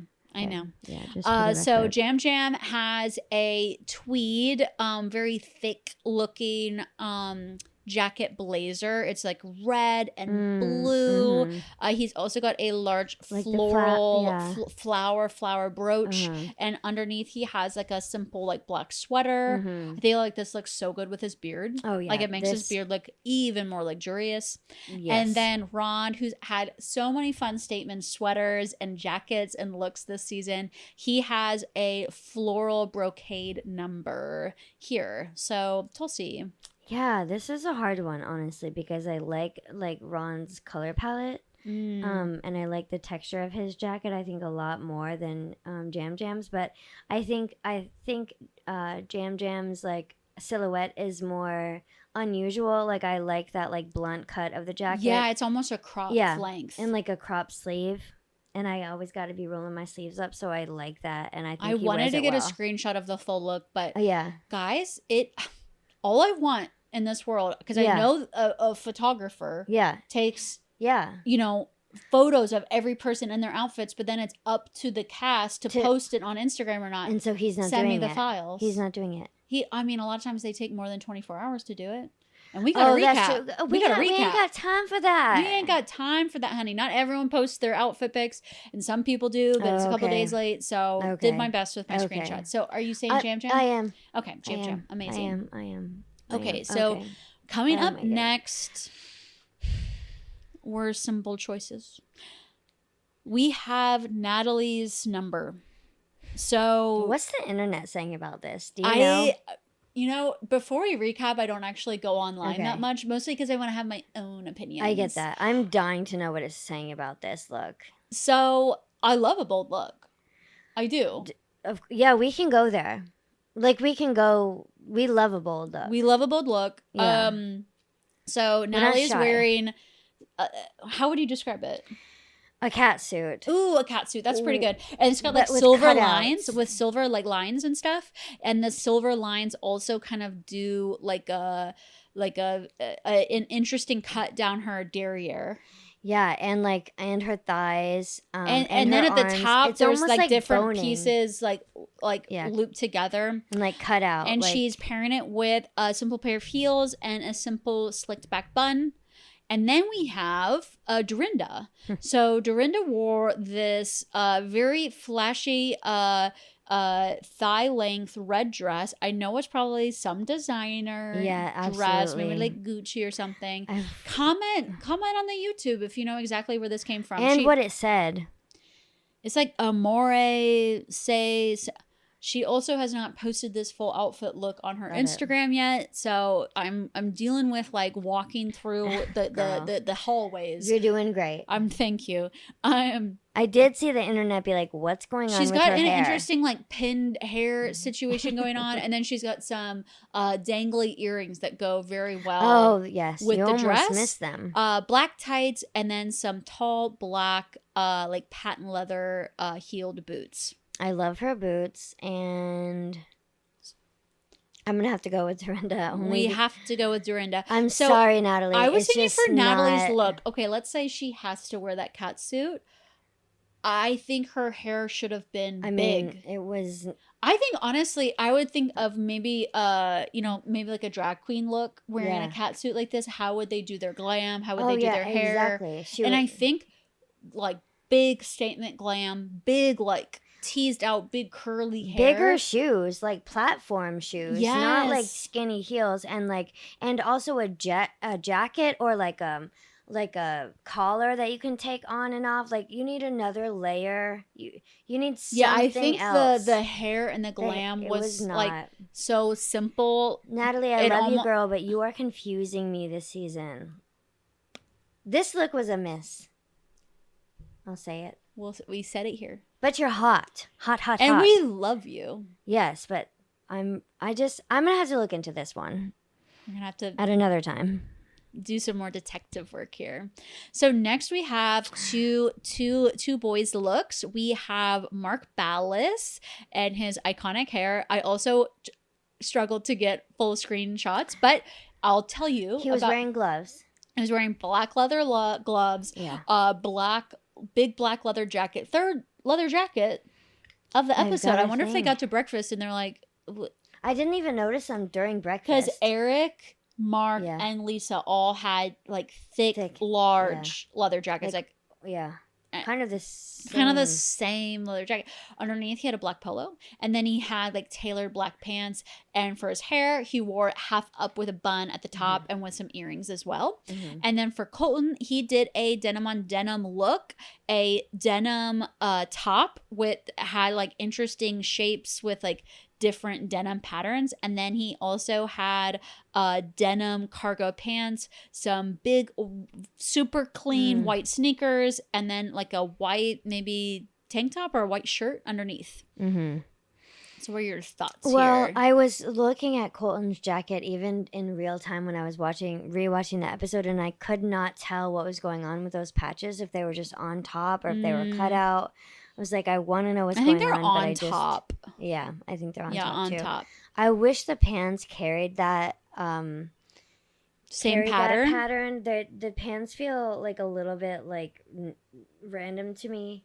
I think the color matches. I think it's actually a matching outfit because the buttons are kind of the same, but I don't know.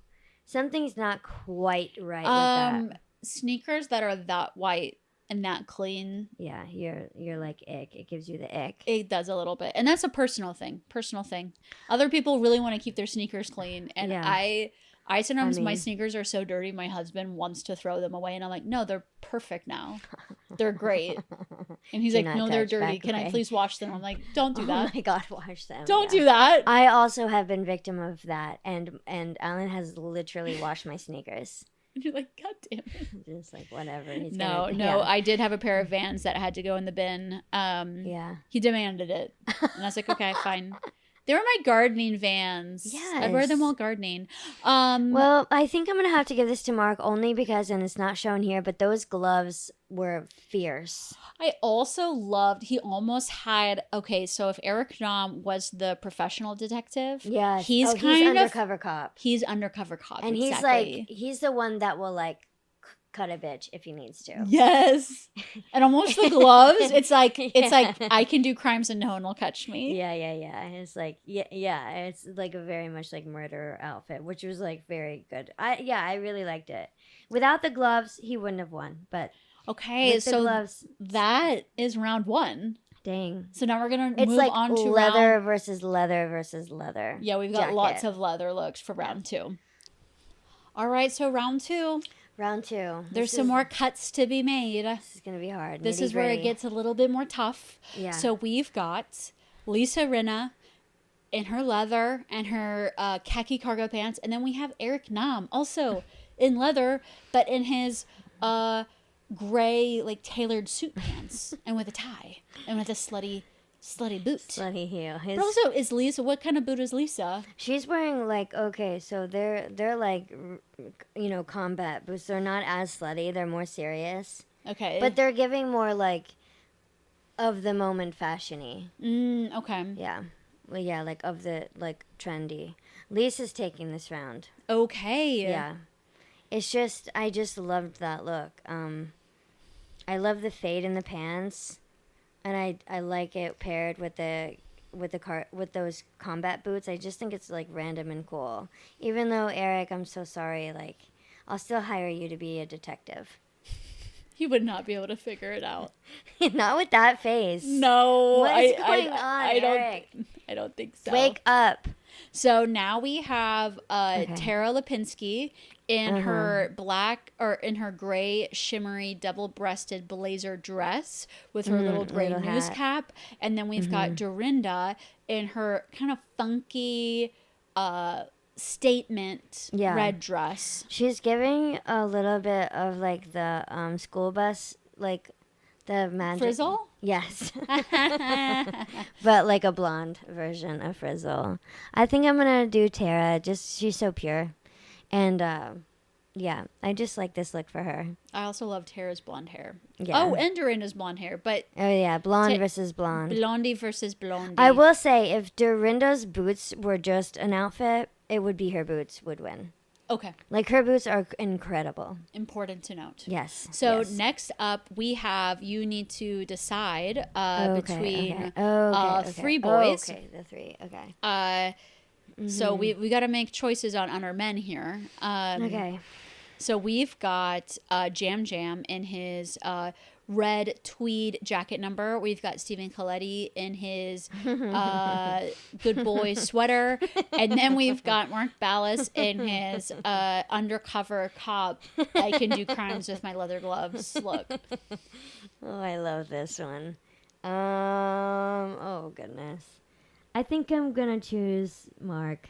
Okay, yeah. Mark is our winner. Yeah. Amazing. Yeah. So now, just wait one moment. I will be able to quickly move this into round 3 because we're down this to is happening in real time, people. This bracket is changing before my eyes. Yes, we're a very high tech podcast here. My goodness, I would say so. Okay. Okay, so it's okay. I think we're gonna have to decide between the three. The three, okay. So in our final round of the bracket, we've got Lisa Rinna in her cool combat but very fashion-y look. We've got Tara Lipinski in her adorable girl blazer dress, and then we've got Mark Ballas in his leather undercover cop with incredible long hair. God, and a top knot. He's a good-looking person. Yeah. He's just, like, very beautiful. Okay, drum roll, please. The winner is gonna be Lisa Rinna. Lisa fucking Rinna. And I next time I'm on the pod, perhaps, I'll be rocking this look. I love it that much. I love the attitude. And also the Rinna necklace. For those who don't know, I have famously worn like a name necklace. My cat's name is Friday. I have a Friday necklace. Yes. My favorite season is summer. I wear a summer necklace. And my real name is Caitlin, and I wear a Caitlin necklace. You do. I do love the name necklaces. So you gotta brand yourself. Yeah, you gotta let the people know. She's got gold hoops. She does that sachet up the stairs. It was a sachet. It's just great. I just love it. I don't know. All right. It's like the belt. It's like just like, it's like messy enough, like kind of thrown together enough, but like, it's not like this crisp, clean couture. It's very like streetwear. You know when Candace and Tara enter the breakfast room and they see Lisa's look, they're I never would have thought of that. Yeah, but it's so cool. Absolutely. Yes, you're right. She's on another level. She is, yeah. And we miss Monet. Girl. And we miss Monet. And Monet, we miss you so much. Second place is Monet. Just the because we know, girl. The ectoplasm of Monet. Oh my God, yes. Is also best dressed. Yes. So that is our fashion bracket. Thank you. That was really fun. Okay, guys, now it's time for the alignment chart. So we are going to be charting out the entire episode on the axis of law to chaos, good to evil.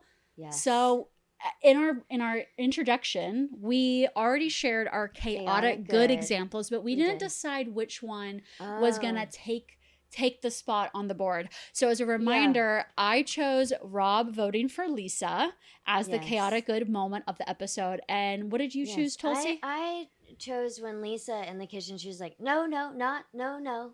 When approached by the question, is there any reason why Ron shouldn't be like banished tonight? Yeah. So Lisa's theatrics versus Rob voting for Lisa. What are we thinking? Yeah, both have their wildness. I feel like, both have disorder for good. Yeah. You know, I think, I like the Lisa one. Because I think that is so specifically chaotic good. Her losing it a little bit. No. She's like, no. Okay. It was great. It's a great moment. Okay, next up, we're going to do true neutral, center of the box. So the thing that feels just part of the show at this point. Like, doesn't swing either way, is not on an axis. No like, surprise. No surprise. Okay. Well, might be a hot take, but I remember last night, I think it was Nina, she was like, well, what does Maura's hair look like? Because, speaking about the wigs, because she's always wearing a black beanie during the challenges. So I was like, in my rewatch, I noticed that, like, a lot of them are wearing black beanies. Oh. And I'm thinking that they are Traitor-issued black beanies for the challenges. So I'm going to say black beanies. Black beanies are your true neutral. I really think they are. My true neutral is no faithful cluster exists. You think you could band people together? Yeah. You think you could go 8 strong? No. Yeah. These faithfuls cannot come together for a vote and make a decision before Roundtable. It all goes awry. And I just feel like that feels like a true neutral at this point in this season. Yeah, I actually agree with that. I really do. Okay, we'll do mine for this one. Okay, let's do it. Yeah. And then next up, we are going to do lawful good. Okay, lawful good. Okay. So for lawful good, I have... I wonder what it is. The cabin staff. The job I want so bad. You guys have my dream job. The girl covered in blood screaming in the corner. The disembodied hands coming out of the grave. The psycho killer clown popping balloons. You guys did amazing this episode, and thank you guys so much for your contribution. Seriously rocked it. Yeah, that was amazing. My lawful good was Ron's goodbye. Because I just felt like he was like, you know, following his like moral, his value, his order, you know. Yeah. And it was really true to his own code. You know, of things. Oh, I loved his goodbye too. Yeah. I think that's the one. Yeah. Okay. All right, let's put him on the board. Put him on the board. So now we have neutral good. The thing that you're just like, yeah, I like it. So my neutral good is Rob's plaid shirt.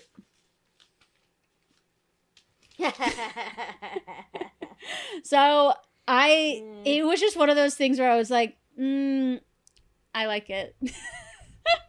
And I just, it caught my eye through the season. I also felt like it caught other people's eye through the episode. Rinna named him as Traitor husband. And I just feel like his neutral goodness, and that's kind of like what he's trying to embody on the show, is he's also embodying neutral goodness through this episode's outfit. I think you're totally right about that. And mine doesn't feel like it stands up anymore after our discussion today in the pod. But I wrote the no shield agreement. It was like they're trying to do the right thing.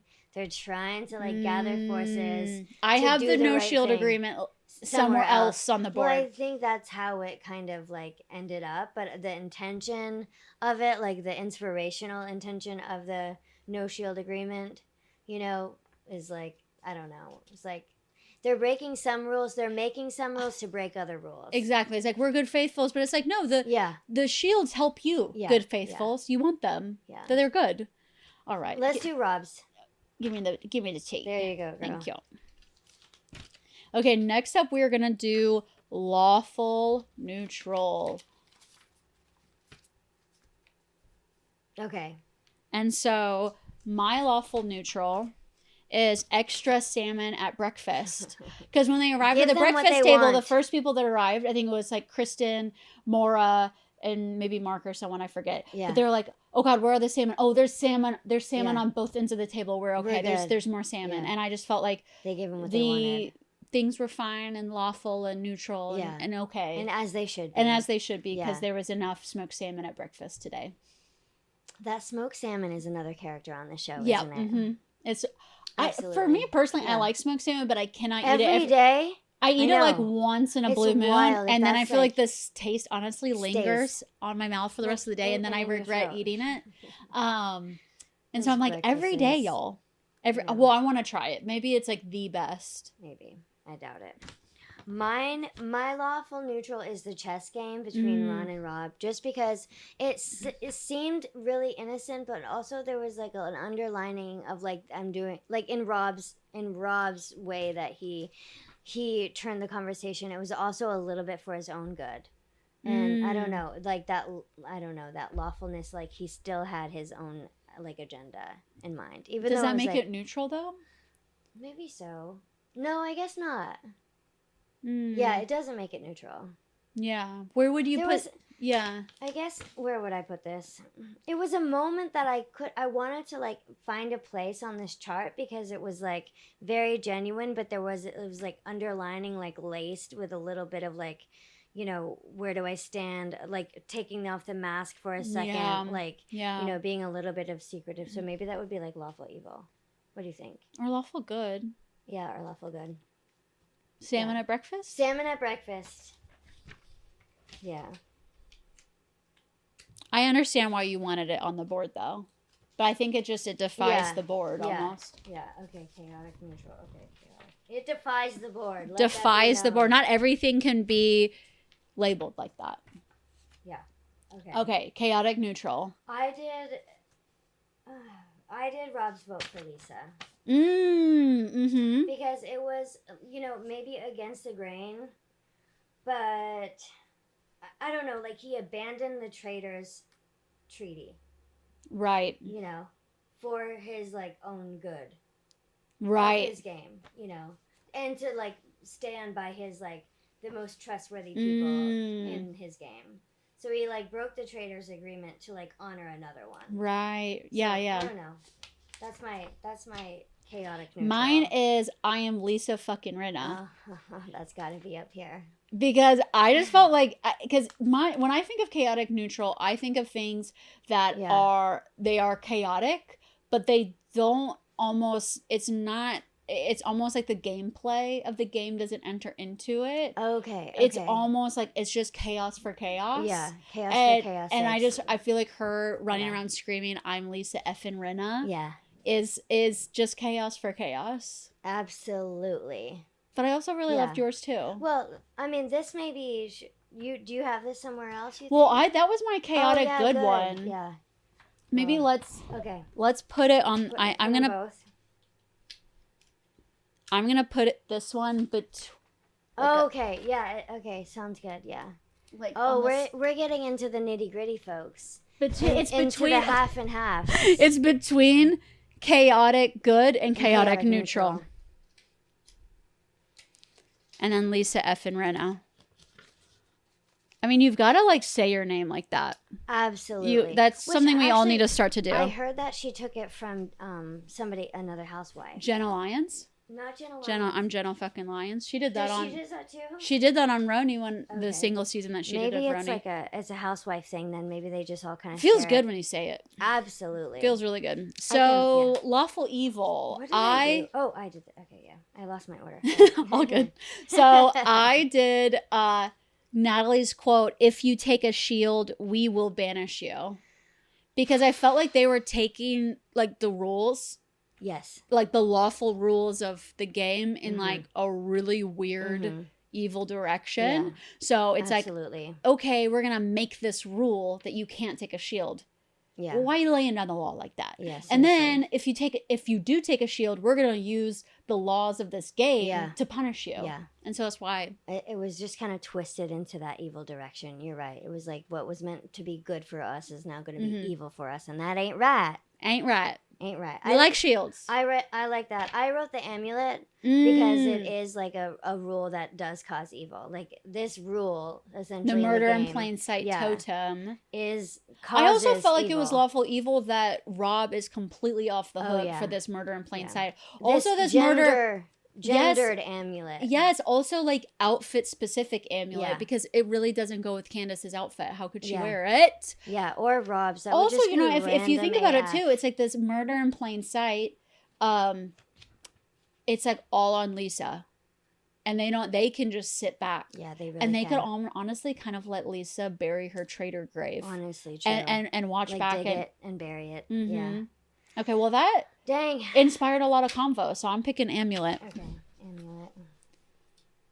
Okay, it's stuck? Good. I'll jump in more. Yeah, we don't want anything to happen. Really very high-tech studio here. Yeah. So next on our list is neutral evil. So the one I decided for this is being an introvert does not equal being a traitor. Can I get an amen? So Dorinda's saying, oh, he's on and so sharp and so engaged, and then he's off and he's quiet and he's observant. That's traitor behavior to me. Mm-hmm. No, that is someone who has maybe a lower social battery than you, a different social battery. Absolutely. Is simply an introvert. Mm-hmm. And I felt, this is how I felt. It's just overall beyond the game and all of that is introverts does not equal something to not be trusted. Yeah, I agree with that. I think that's the winner because I did cluster not voting together. Mm. I felt like that was like they all kind of turned on each other, or maybe they didn't take it seriously from the beginning. Yeah. But it was like I'm with you until I'm not, and I'm turning on you. And I feel like that's kind of represented in true neutral because they almost to me they didn't surprise me. By hand me that tape. Yes. They didn't surprise me by not voting together. I was like, yep. Yeah, that's true. So our final one, chaotic evil. So this is always one of my favorite alignments. Chaotic good is a favorite alignment of mine, and chaotic evil because the evil in reality shows is very important too. It's part of why we come and watch these shows. It's the good and the evil. Yes. So mine was we actually didn't really discuss this during the recap, which I can't believe we didn't do. It's gonna be the same thing. Colton's traitor hostage. Colton's blackmail. Oh my gosh, I meant to talk about that during the recap. Well, we can talk about it now. Yeah. So many thoughts here. So I thought I was thinking like, is this allowed? That's what I thought. And I'm not sure people are like really questioning that. If Lisa like did a little wink and said sure. Yeah. But I'm not saying anything. Would they have aired that? I don't know. And I know that it is written that I don't think you can disclose. No, the traitor's oath is that you can't disclose that you are a traitor. Yeah. And you cannot tell other people who the other traitors are. Yeah. I think he was like right on the line. Maybe he forgot because that is exactly what he was asking for. Like he was asking for a straight up, like, tell me you're a traitor. And then, we'll keep me safe and we'll go to the end. Yeah. That was blackmail, in my opinion. Yeah. And he called it keeping a traitor hostage. No, I don't think. Yeah, that was honestly like not cool. It was kind of made me feel icky, actually, too. Yeah. I was just like, I get your tactic. You want to put her in a corner and you want her to like crumble in front of your eyes. But honey, like this is bad gameplay. It's making me wonder. So like Survivor has had 50 seasons. Yeah. The gameplay and strategy has gone so meta, so extreme. So true. It's like we've reached like every corner of the universe of Survivor strategy. I feel like is this opening up something like a dark underlayer? Yeah. It was dark. Like. Okay, maybe I don't need to get you. Maybe it's not in my best interest to get a traitor out, and we've speculated that before. Yeah, but he really put it to the forefront. He really did. And like not a well thought out way, I don't think. And also, you can have a faithful alliance. Like that's totally within the rules. But I just think it was like a dumb move. I just don't. I mean, unless she was like, sure. Yeah. Like a Yeah, a little like, I don't. Well, because I don't know what in you're past talking seasons, about. we've wondered if Yeah. maybe at some point while they're doing like the hotel exchange, or like at some point, you know, Oh, yeah. that someone is like, I am a traitor. And it's like, I'll keep you safe. Like Danielle and Brittany. Yeah. Oh, last right, season. right. I'm not saying, Danielle, that you like told Brittany that she was a traitor, but I Was it definitely speculated? I felt like they just got really close. And Yeah. I think when someone is protecting a faithful in the game and they're kind of protecting them out of like a pre-existing relationship or friendship, you have to wonder like, how much they know about each other. Yeah, it's role. like if I was playing the game with you, right, and with all of the like behind the scenes downtime, Yeah. and maybe you were like really stressed out and bugging out, and then I'd be like, girl, yeah, I got you. Yeah, I wonder. Well, the other thing I thought about was like, what if he approached it differently and was like, okay, so I keep you safe, you keep me safe, or whatever, and then you recruit me, because it's not even like they can both win. Like, it's not even like, how can you protect each other? Like, in order for one of y'all to win, the other one has to lose. Well, I think it also exposed Colton's true goal of being on the show, is that I think he wants to get to the end. You think he wants to get to the end? I think to have the most episodes, the most content, the most attention. Because I think he's trying for that. Like, even any airtime he gets, he's really just going the extra mile. Like, it seems obvious he's trying to do that. Like, yeah, I bet he claims like, oh, this was just another like shtick that I did to try to get someone to admit that they were a traitor, but I didn't actually mean it. But I'm like, but did you kind of like? I think he actually did. Yeah, he meant it. And it took the game in a way that made it not feel like the innocent, fun game. Yeah, that it is. Yeah, exactly. It did, it did feel like illegal. Like, illegal. Get Eric and Mark on your ass. Investigate that shit. Yeah. So that's our chaotic evil. Yeah. So that is our alignment. I think it's pretty spot on for episode 6. So in lawful good, we have Ron's goodbye. In neutral good, we have Rob's plaid shirt. In chaotic good, we have Lisa's no. And then in lawful neutral, we have extra salmon at breakfast. True neutral, we have no faithful cluster exists. Chaotic neutral is I am Lisa effing Rinna. But then kind of in between chaotic good and chaotic evil, because we are really thinking about this, is Rob's vote for Lisa. It's where we put it, y'all. And then for lawful evil, we have the cursed amulet. We'll see more of the gendered amulet that we'll see more of in the banquet. And then in neutral evil, we have the introverts do not equal traitors. For the people in the back. That's the math. That's not the math. No. And then chaotic evil was Colton's blackmail. So I'm really excited to see how all of this will like shake out next week, and like how this will also shift. Yes, absolutely. Like, we'll be doing more alignment charts going forward.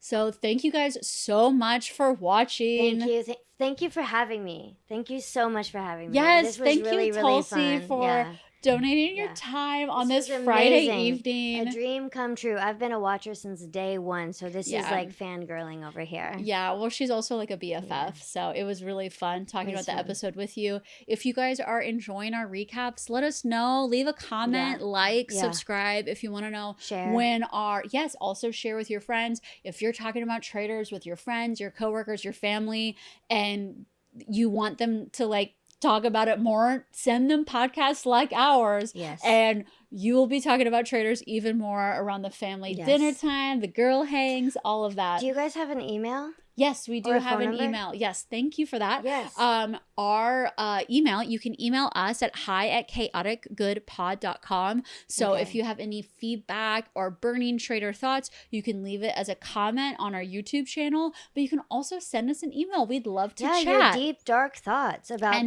deep, dark stuff. Like, send it. Yeah. Also, we have a phone number right here on the screen. So this phone number, you can text us. As easy as just text us. Oh my God, I haven't even texted you. I've been waiting for your text. Oh my God. Okay, let's do that, guys. And you can also leave a voicemail.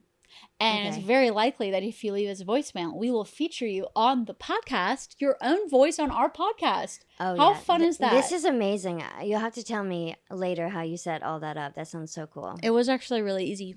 But I'm also I'm a tech queen. But no, stay connected with us. We also have an Instagram account at chaoticgood.pod. We also are on TikTok at chaoticgoodpod. And we cannot wait for our next week of recapping. We actually won't be recapping from the studio. Oh, yeah. We're going to be recapping from sunny Florida at my grandma's retirement community. We're visiting my grandma for my birthday weekend, and we will be recapping from there. So stay tuned. It's going to be really fun. So thank you guys so much for joining, and that is Chaotic Good.